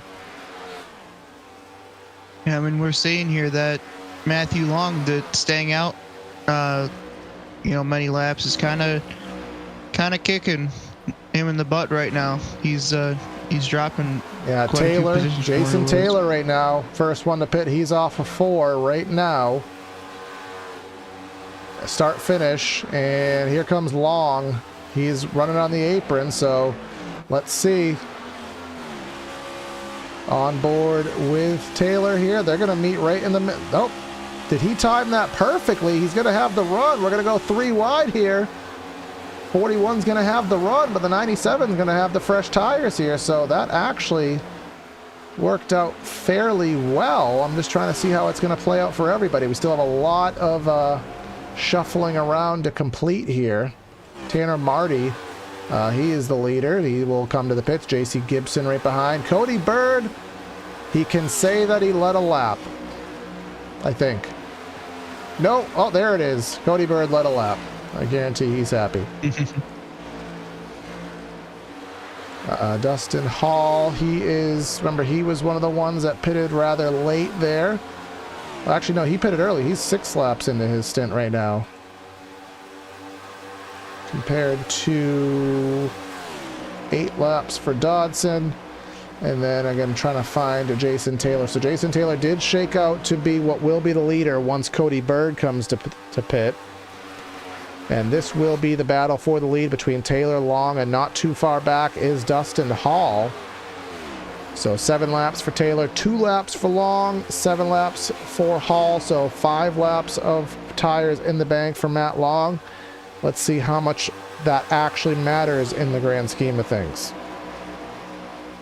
Yeah, one thing to kind of remember with this battle is that coming right off of pit road, sometimes it does take, a certain set, I guess, depending on what set you're on, it does take it a few laps to kind of start getting going there and then bringing up the tire pressures to get it to where it's at its max pace.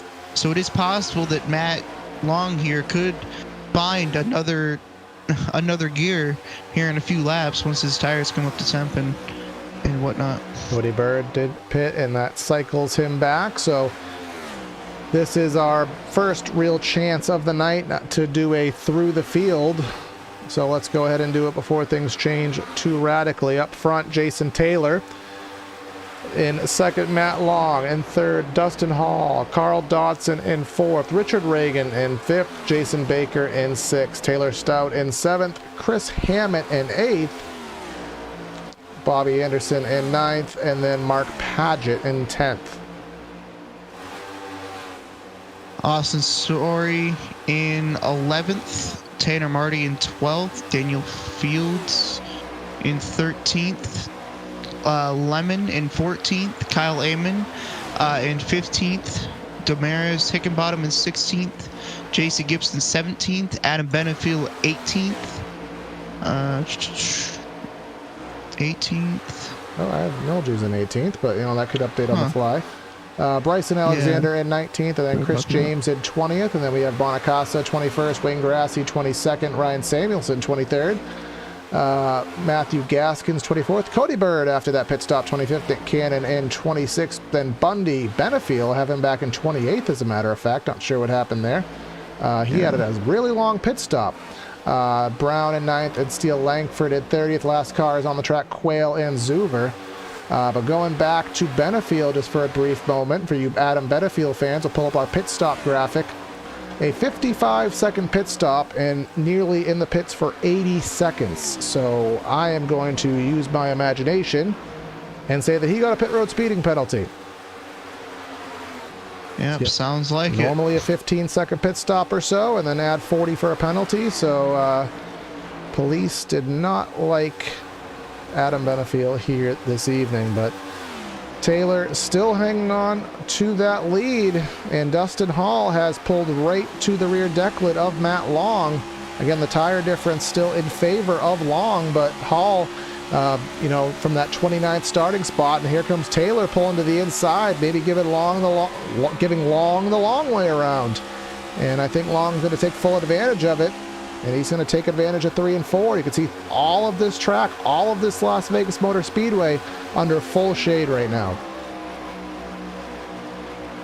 Yeah, like you were talking about with the starting positions, Jason Taylor, he started only 4 positions in front of Dustin Hall. He started in 25th. These guys have definitely not been shy with the amount of positions that they've moved up the field tonight. Exactly that, just taking full advantage of the situations here. And the 97 has been known to have that long run pace and just taking full advantage of it. Of course, all the drivers I pull up didn't fill out the spreadsheet there, so I do have some graphics here to let guys know the teams, but I don't have all the information present, which is unfortunate, but we'll see if we can get some more guys for next week. But 40 laps to go. Now, thus far, I think that was just 20 car of Nick Cannon there. He's now 1 lap down and pulling into the pits. So I thought he was going to get loose there, but he is okay for the time being. And I can see here, you can see the shadows, Nolan. So as I talked about, we're not going to end full night But the lights have turned on here at the Las Vegas Motor Speedway. As you can see through the glare there, the lights have turned on and the shadows are visible, so track conditions should be cooling down here. Yep, as you say that, the track condition is now down to 70 degrees, so definitely the grip factor is going to be coming up, the aggression coming up, you know, on this long run. You know, Carl Dodson, the 29 car, he is not completely out of this battle either. You know, one small hiccup and Carl could be right there, along with Richard. It seems as though they're battling right now. Now, and just to, we'll get a scope of this, and I know you're a little new to the software, Nolan, but if you look at the pit number on your timing sheet there, that is how many times that driver has visited the pits, which is really the best indication that we have in the booth here as to the tire strategy. Now, Matt Long has been in the pits 3 times, so we're going to presume that he got tires every time, so he would have 1 set left. Taylor, he's been in the pits 4 times, and we know definitively he's already burned up all his tires. He is going to the end whether he likes it or not. Then you have Hall three times, Reagan 3 times, basically everybody else. Then you have Baker, who's been in 4 times, so he's out of tires. So for the most part, you know, if this goes green, everyone's on the same playing field, but if that caution comes out, you know, we're going to really see some shuffling up, because I'd say probably 8 or so guys, you know, their pit crew can pack up. They got nothing left to do for the night.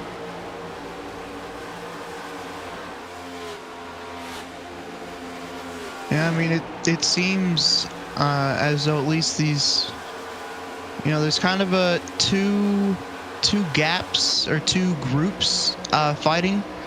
Right now, you kind of got this front group, you know, with maybe some, you know, some lap cars maybe involved in there also, and then you got a big gap, according to what I'm seeing here, to the next group of people.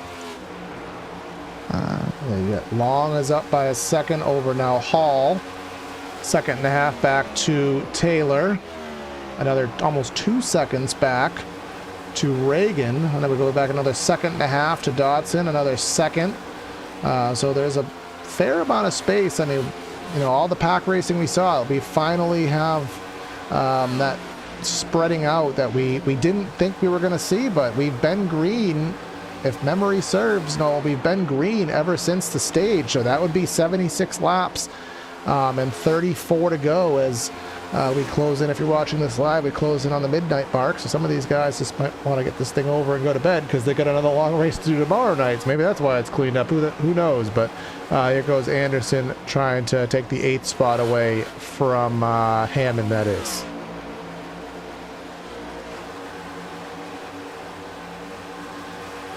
You know, fatigue does slightly come into these things. I mean, I'd have to imagine. I mean, look in the real world, Kyle Busch running triple duty this week, but, you know, depending on what people's real life schedules are, Nolan, if you have a busy Friday and then you do a long race at night, and maybe you have, you know, kids, a family, maybe you're working or whatever it is, you have a busy day, and then you have a long race at night the next day and you get short sleep, you know, fatigue could actually, for these double duty guys, have a slight factor depending on their real life situations.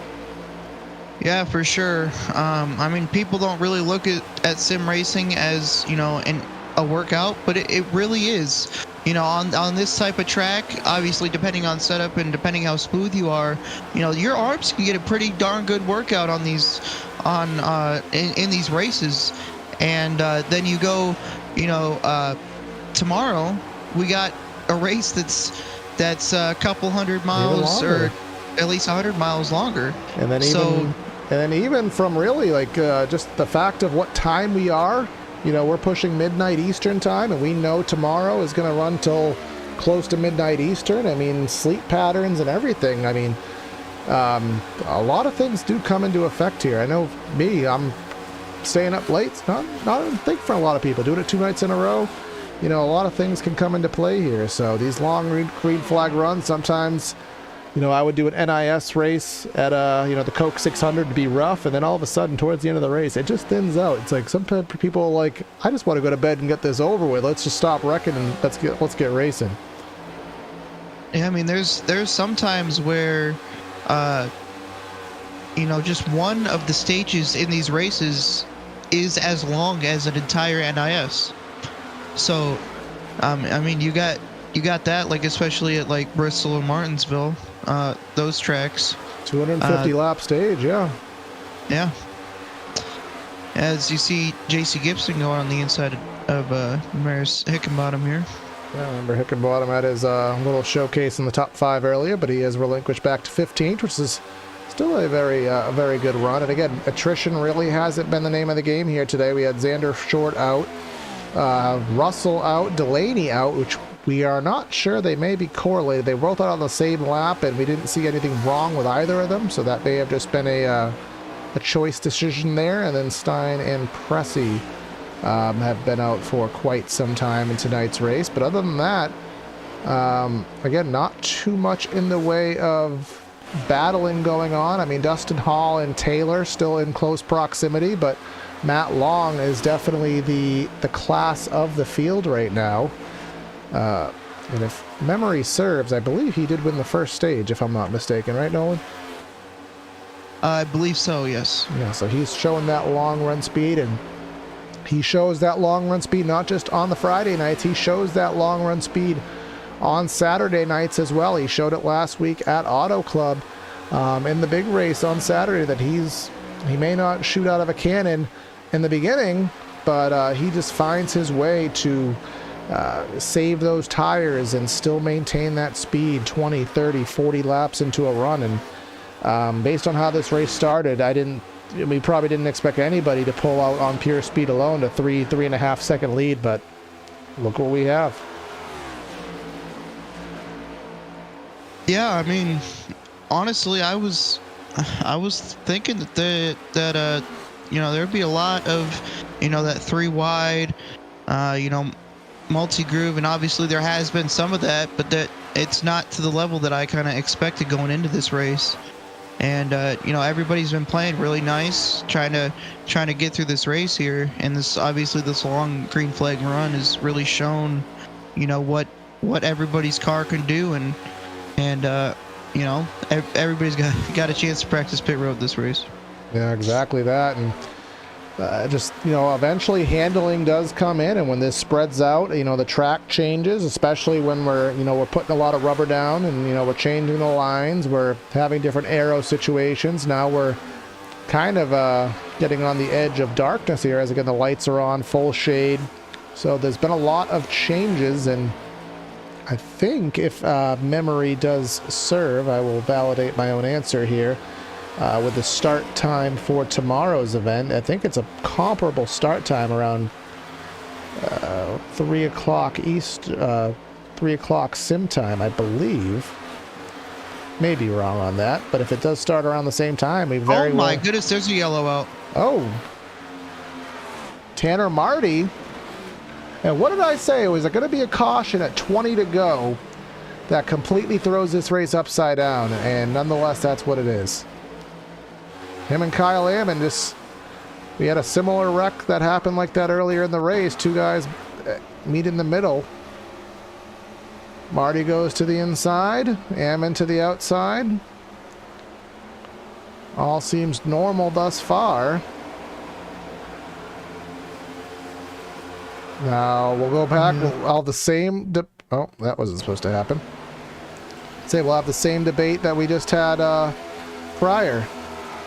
Yeah, a thing that I would like to bring up is later in these runs, coming out of 4, that kind of transition to the flatter front stretch. People are known to get loose there, on exactly on that transition. So it is not completely out of the realm that we're starting to get loose on that transition as people are going into pit road. Yep, and it'll be interesting to see, because we know some guys don't have the tires, some guys do. Well, most guys do, some guys don't. Baker on track by with 30-lap-old Goodyear Eagles. He's going to have to suffer for probably 17 more laps, and let's see how much... where'd he go? There he is. I lost him on my camera for a second. So he only has him, JC Gibson, and Bryson Alexander. The only three. Because I remember John Delaney would have been in that same crowd, but Delaney is no longer in the race, so it's not going to be what Baker wanted. Now, he got the second stage, if memory serves, but the price to pay for that may be pretty significant in the grand scheme of the end of the race.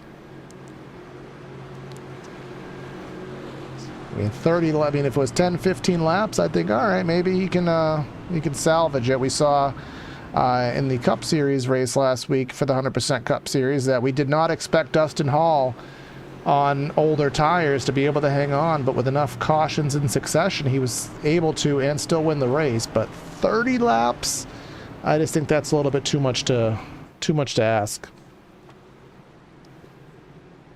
Yeah, I mean, speaking of which, Dustin had a long pit stop compared to everyone else, so it looks like he lost a position to Richard Reagan coming out of pit road.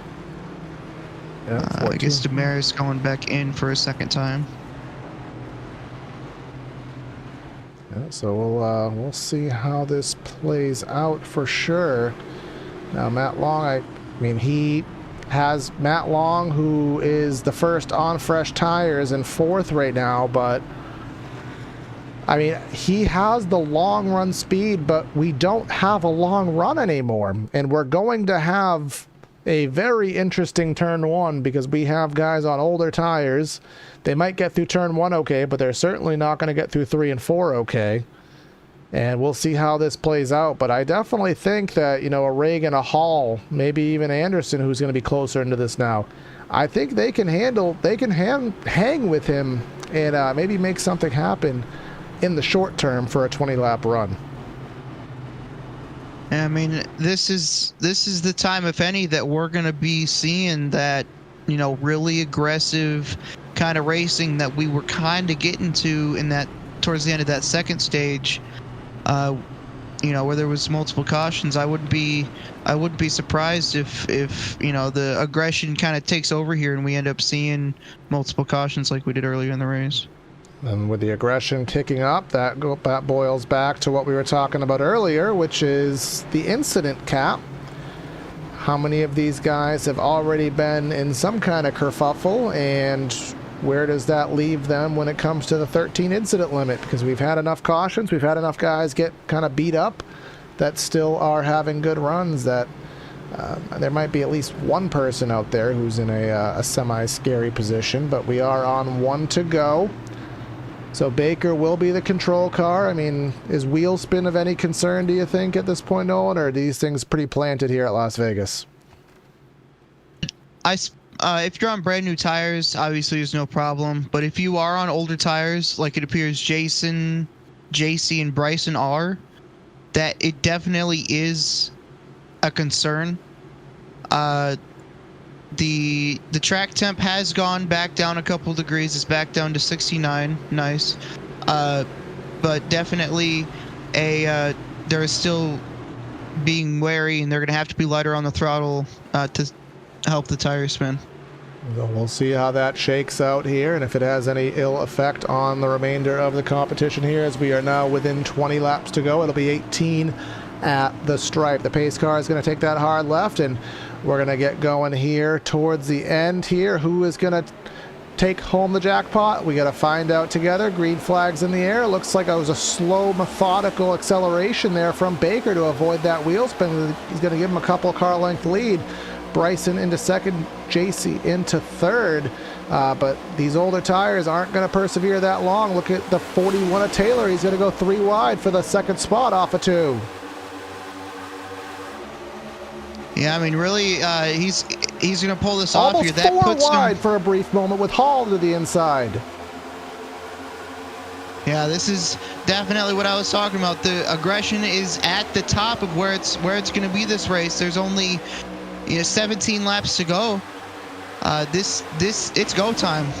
And they're 3x3, akin to a restrictor plate track. Let's nearly go 4 wide with Dodson and Kyle Ammon there in the back of the pack. They get down to a more manageable 3 wide. Oh, contact! The 5 and the 8 got together going into 3 Ammon there. and Anderson there. They had some door-to-door contact there, but they are persevering just fine. And Anderson in the 5th spot. And who's that? That's Dodson there, rocking the bumpy apron. He's trying to make something happen there in that number 29 machine. 3 wide to the inside, but up front Taylor is in that lead, and here comes Dustin Hall. One last Saturday night's race. He's looking to the outside of Taylor entering 3. And these guys are all on even playing field when it comes to tires. It's all about what their setups can handle. I mean, like I said, there is 15 laps left, but there is still 15 laps left. There is still time for you to heat up your tires too much and have them wear on you. So it is possible to push them too hard at this stage. You can go hard, but you can't go 1,000%. If you don't want these tires to heat up too much. Yeah, because it's not quite a long run, but clearly it's a long enough run where Matt Long, how many times can I say long in one sentence?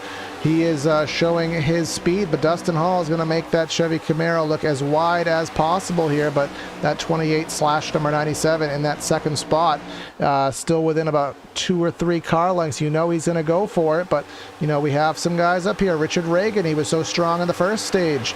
He's back in the top 5. Taylor, I don't know if he is done yet. Obviously, Baker, back to the 18th spot already on those old tires. So that stage win in stage 2 obviously came at a significant price here, but closing in on the single digits, 13 to go. And thus far with these cooler temps, fresh tires, everybody ringing around the bottom, I don't think it's going to be until about 5 to go where the slipping and sliding and maybe the multi-lines start to come back into play.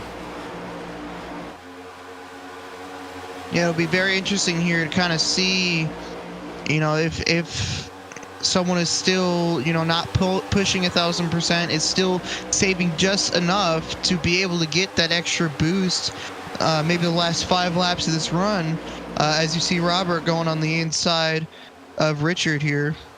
Yeah, we saw earlier in the race, there's like a certain point where that outside, and I think these guys are a little worried to run that outside lane because they know how much of a cheese grater it can have on the tires, but it can definitely gain you spots. I mean, we saw Chris James go from 6th to 1st. We've seen many a driver just shoot out of cannons and just, Mario Kart turbo pad mushroom the outside lane.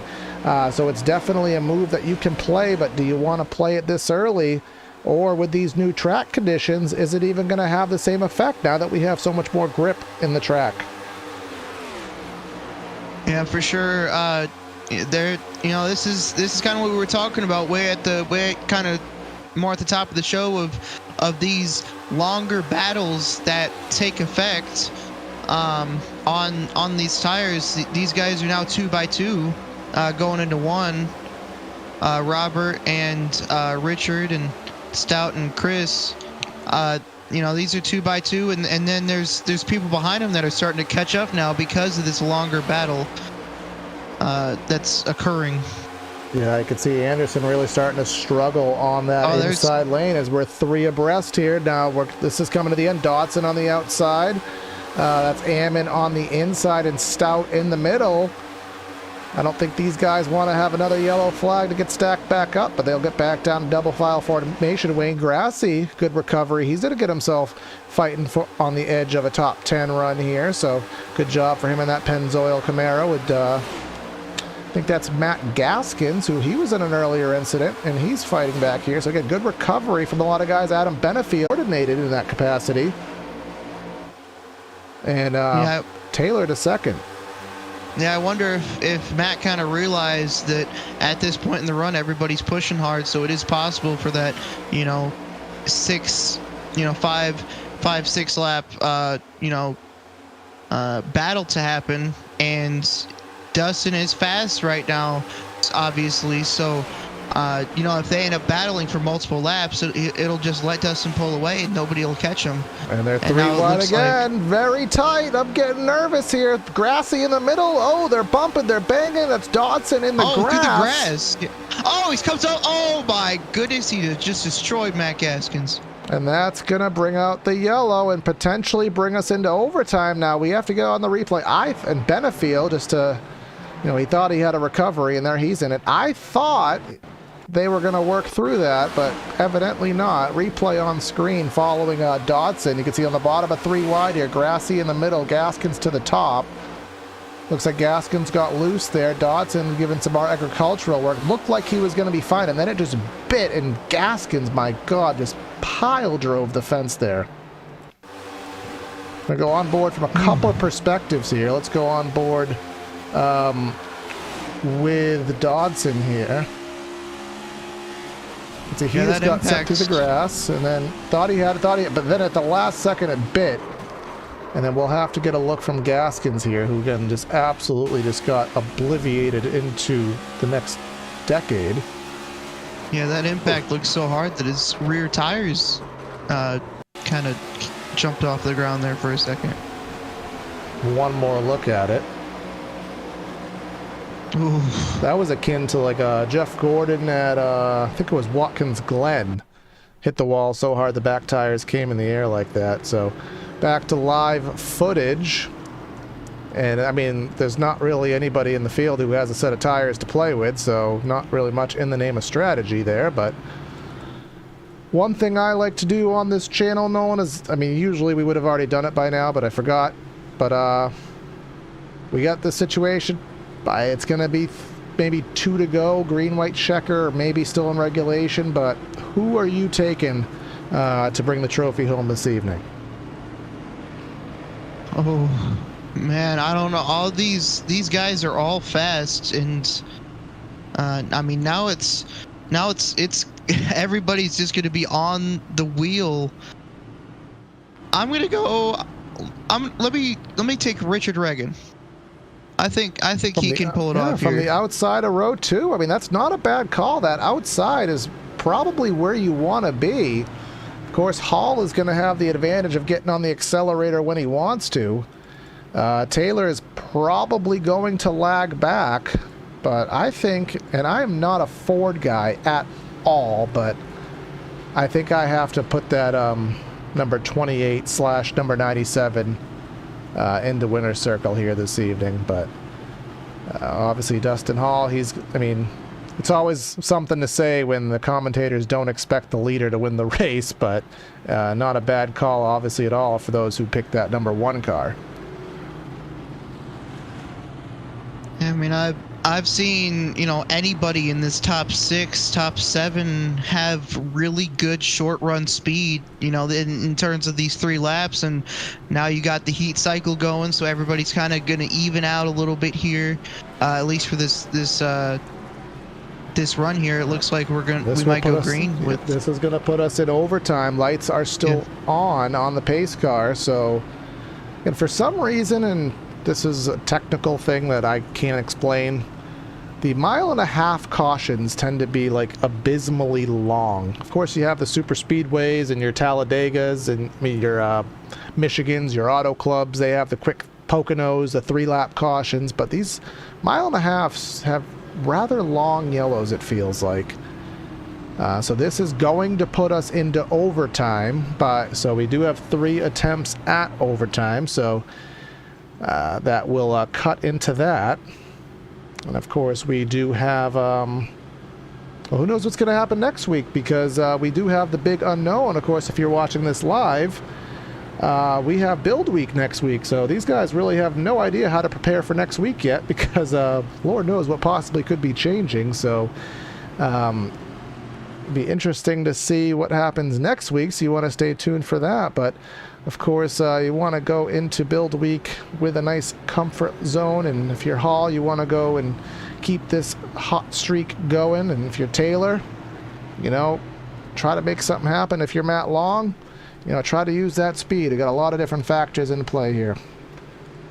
I mean, not only the fact that it's build week, it's also the fact that the next track that we go to it's not an easy one. I believe Phoenix is next week. So that track brings its own unique set of challenges with that dog leg and the two completely different corners. Yeah, at least from an iRacing perspective. I mean, I don't know because I didn't follow the league for Phoenix, but from an iRacing universal perspective, I think that's probably next to Martinsville, probably the most caution-ridden NASCAR oval on the service. So hopefully that doesn't carry over into the series. But again, as you said, a tough track, so we never know. But again, here we are, lap 198 of 200. So we will be heading into a brief period of overtime. On the 1 to go lap, everybody is stacked up. We still have 19 cars on the lead lap. Up front, all the tires are the same. Of course, our older tires from earlier are well relegated into the field, but Long is the fastest long run car. He's in third, but Hall has had a good mid-short run car, and Taylor has just been universally pretty good the whole race. Reagan has been good in the first stage, but hasn't made his presence known until perhaps right now. But here we come off of turn number 4. Let's get ready to see who cashes the paycheck in the casinos at Las Vegas. Pace car is in, waiting for Hall to get us on the loud pedal. He's going to go late in that restart zone. There he goes with a huge jump to get the green flag in the air. Yeah, this is probably the most together I've seen the field restart on this throughout this entire race. Huge jump by Hall. He's going to pull ahead by about 3 car lengths. Now they're going to go side by side for second. Now this is going to be the best thing for Hall. I mean, rather Long is going to block the bottom there. Remember, if we get to the white, that is the indication that we will go to the checkers with no interruption. Coming through 3 and 4 here. They're 3 abreast for the mid part of the pack, but thus far we're going to get to the white. We're going to finish this under green. Everybody's full kilter right now. Everybody's going on it. Everybody's on their wheel. You got 3 wide racing here towards the back here. Kind of settled that out a little bit. But coming through 3 and 4 here for the final time. Hall just has too big of a lead. Long is going to try to go to the top to get some kind of momentum. A little bit of contact there between Richard and Big to have a wreck back there. But Dustin Hall is going to win the race. Jason Taylor is going to go around, perhaps with some contact there from Reagan. But Hall with the victory here. He won the 100% Cup race at Auto Club on Saturday night, and he's going to go win 2 consecutive races within the sanction and win here on Friday night. Going to go on replay quickly and try to sort out what happened there with Taylor. So I was struggling for words to get that out there. You can see off of the 3 and 4 side by side. Contact, door to door, banging, all is fine. Something happened there that just... That was really weird. It was almost like he just turned right. Blimp cam will probably show this a little bit more for us. Yeah, that is just a... That's very interesting. That is just... I mean, we hate to criticize our lovely simulator there and say that netcode happened, but I think that is just a pure case of netcode if I've ever seen it myself. One more look at it. Yeah, that's... Have you ever? No, I never. No, I've never is the appropriate answer for that. But let's go down and give you the final rundown of results here for the 100% Cup Series, Division 2 Series at the Las Vegas Motor Speedway. With that victory tonight, Dustin Hall by a quarter second over Matt Long, Richard Reagan with the third, Bobby Anderson in 4th, Chris James in 5th, Kyle Lamon with a good run in 6th, Grassy in 7th, Benefiel recovers from that speeding penalty for a top 10, and then Marty and Hammond will round out such top 10. Ryan Samuelson in 11th, Mark Padgett 12th, Austin Story 13th, Bryson Alexander 14th, Cody Bird 15th, JC Gibson 16th, William Brown 17th, Jason Taylor, that weird wreck coming off of 4 there, will end up finishing him 18th, Jason Baker in 19th, and rounding out your top 20, beginning your lap down drivers, Leo Bonacasa. And then we'll just quickly round through the field. 21st is DL Lemon, 22nd, Jared Bundy, Steel Langford, 23rd, Daniel Fields, 24th, Matt Gaskins, 25th, Carl Dodson, 26th, Taylor Stout, 27th, Lucas Nilgees, 28th. I think I got to restart this graphic to get it to finish loading. There we go. Damaris in 29th, and 30th is Jacob Quayle, and reminder of the results: Zuver, Cannon, Short, Delaney, Russell, Stein, Pressey, and Hodgson. But we have a post-race show to start here. We get some drivers that need some interviews for their efforts here this evening. So we'll start here right at the top of the podium. We got Dustin Hall. Dustin, you won Saturday night on the big series at Auto Club, and you win 2 consecutive races in the series and take it home here at Las Vegas in thrilling fashion. Didn't start very well for you with a 29th starting spot, but you had that speed and held off in the end. Talk about your night, man. Hey, how's it going, first of all? We are doing fine, man.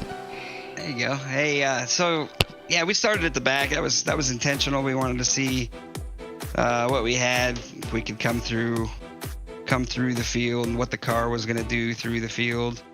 Kind of bought our time and bided our time, and just kept it clean. And we were there at the end. Honestly, that caution played into our favor big time. Nobody has anything on Matthew Long right now. We're going to be having to, if we want to compete tomorrow night, we got some homework to do.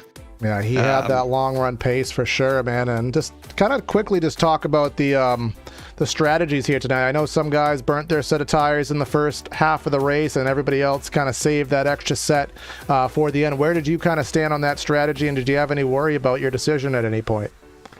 Not really. We stayed out in that caution in the second stage. So I knew we had a couple sets of tires for that last stage. One for our necessary pit stop, and then one just in case. And then that caution came out 177, I believe it was. Maybe, yeah, I think that's when it was. And then we were able to use up our last set and have something for him at the end. And you did just that, man.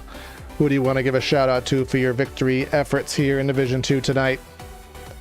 Yeah, big thanks to you guys for broadcasting, for the league for putting this on. A lot of work goes into what these guys do week in, week out, and we appreciate that. Big shout out to Martin PC. They've got us just running tip top on the hardware side, and it's great not having to worry about any of that. Just get out and race. Big thanks to Team Conti, the boys, Michael Conti for this setup, EPI. That's what we ran tonight. We ran an EPI setup that you can just go pick up at raceepi.com. We tweaked on her through the night. If you want to know what we did, if you go pick up a setup and you want to know what we did to tweak on it, just go ahead and shoot me a DM in Discord. We'll get you right. Out of the gate, it's fast. The only tweaks I had to do was for my driving style. I tend to overdrive it and burn my stuff up. So there went my long run speed, but Adam was on the same thing, and he had that long run speed. So anyway, big shout out also to my friends and family who tune in and watch these broadcasts. That's it. All right, sounds good, man. We'll be watching on the big show tomorrow night. Good luck then. Look forward to it, bud. And now Nolan has caught up with second place on the evening. Nolan has caught up with Matt Long. Hey, it's Nolan up here in the booth. You got a copy? What's up, Nolan? Not too much. Yeah, good race tonight. We saw that you won stage 1. How did that kind of set you up for the rest of the race in terms of your, driving aggressiveness and style for the rest of the race? Yeah, with just having 4 extra tire sets today, the first, I would say 75% of the race was just all about saving tires for those long runs. And luckily we got a lot of long runs, and the car was really good on the long runs. I think as the temperature cooled off a lot, we got a little bit tight. But we were still going to be all right there going to the green at the end, and did not want to see that yellow. So, no, I think Jason and Dustin, they had a little bit better shorter run car than us, and well-deserved win to those guys. Just didn't have enough for them at the end there. Yeah. speaking of which, as the night kind of went on, how did you kind of keep yourself in a good position to be able to, finish well tonight? It was tough. I don't think I was in a great position for part of the night, because you had to really stretch it out in the long runs. Man, a lot of guys would just kind of burn up their stuff driving up through the field, and then you'd get them later. So there was some, I think I passed a lot of cars, especially in the beginning of the third stage there. We were back in like 17th or something and had to drive our way to the front. So other than that, just all about staying up front and saving tire.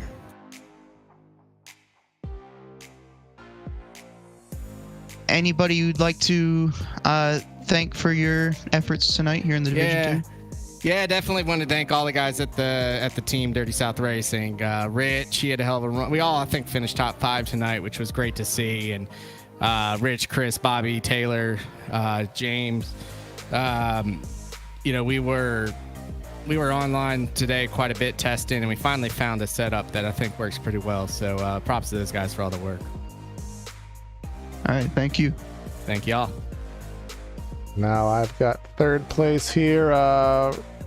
Richard Reagan, you got a copy, bud? Yes, sir. All right, you had a good first stage. You kind of fell back in the second stage, and then you found yourself back in a good position. Try to fight with them there at the very end. Kind of summarize your night for us. Yeah, I'm still new to these NextGen, so trying to figure it out. I had a decent long run pace, obviously nothing for Matt, but if we didn't get those cautions, I probably could have finished second or third. Second. But I couldn't fire off. I don't know. I couldn't figure out how to fire off on new tires that good. So pretty much just had a lap time in my head that I wanted to run the first 15 laps and kind of stuck with it. Yeah, and it worked well for you. I know the middle part of the race turned into a little bit of a cluster, but you managed to fight through it. But overall, how did the track change over the day? I didn't expect us to kind of finish under the lights here in cooler conditions, but that is what happened. How did the car change, from stage 1 where you were kind of running in that top 5, and how did it, change to where we finished out here under the lights? Yeah, the track definitely gripped up. As the temperature came down, it definitely gained a lot of speed. We were pretty tight entry to center all night, so we were kind of chasing it, and we kind of stayed level with it the whole night. So I'm pretty sure the track changed a lot, but I never get on top of it. At least I couldn't. It was definitely cool on that second stage. To start the third stage, I was trying to save my stuff, drop back to like 20 something, and then was able to work my way up with Matt. And yeah, this is an awesome league. A lot of hard driving guys in here, and it's nice to be able to run tight with somebody. I don't remember who it was coming to the line. Me and someone got together, but looking back at the replay, it was like some weird thing. Yeah, that where was a weird glitch for sure. Yeah, and we were going to race hard. We were going to touch anyway, but I don't think he would have wrecked. But it is nice to be able to hop in a league and, when the time's right, to get your elbows out and door bang a little bit and people not get mad about it. It's pretty cool. Yeah. So we're going to be able to see you more often on these Friday nights then? Oh, yeah, for sure. Matt brought me over here. Been working with them in a different league. And like I said earlier, I've been struggling to find speed with this car. And he said, well, I got the perfect league for you if you want to find long run speed. So I'll definitely be coming over here. And hopefully pretty soon I'll be making my debut in the on the big Division boy 1 series. Yep. I'll be running part-time / reserve driver for Dirty South over there. So, and then who knows, maybe next year I'll go full-time. All right, sounds good, man. So I know you kind of gave some indirect shout-outs, but any final shout-outs you want to give before we let you go? Yeah, I got to give a shout-out. One of my buddies passed away unexpectedly this past weekend, so I'd like to dedicate this entire race to my buddy Rob Conan. Everyone at Dirty South Racing for all the work they do week in and week out. We tested for hours before this race trying to finalize the car. Finally got something decent. Multiple Sclerosis Society, stroke awareness, neonism, everybody at the 100% Cup Series, and you guys at PTR TV. All right, sounds good, man. Good condolences to you as well, and congrats on a solid run. We'll see you soon. Thank you. All right, so that wraps it up, Nolan. First off, great job in the booth for your, at least first time with me anyways. Enjoyed having you. What was your overall summary of the event, being in the booth? What was the night like for you? Yeah, I mean, I'd just like to say again, thank you for allowing me up here in this booth with you tonight. In terms of the race, though, I mean, it was great racing. It's your typical, great Las Vegas racing that you kind of come to expect from this racetrack here recently. I mean, everybody turned it up even another click towards the end of the race. You saw a lot of good 3-wide action. I mean, honestly, most of the time you see that 3-wide action not end up very pretty, but these guys managed to be able to running 3-wide for multiple laps, and nobody got hurt from it most of the time. So I mean, you saw some great racing, multiple groove, very fun to announce and very fun to watch. All right, indeed the case. Enjoyed our evening, so stay tuned to 3-Wide TV, where I presume no one will be behind the driver's seat in the 100% Cup Series tomorrow night. So stay tuned again to 3-Wide TV, and we'll be here next Friday night for another race of Division 2, and stay tuned and subscribe for all of our other content here on the channel. But that's Corey and Nolan signing out of the booth. Have a great night, and we'll catch you next time.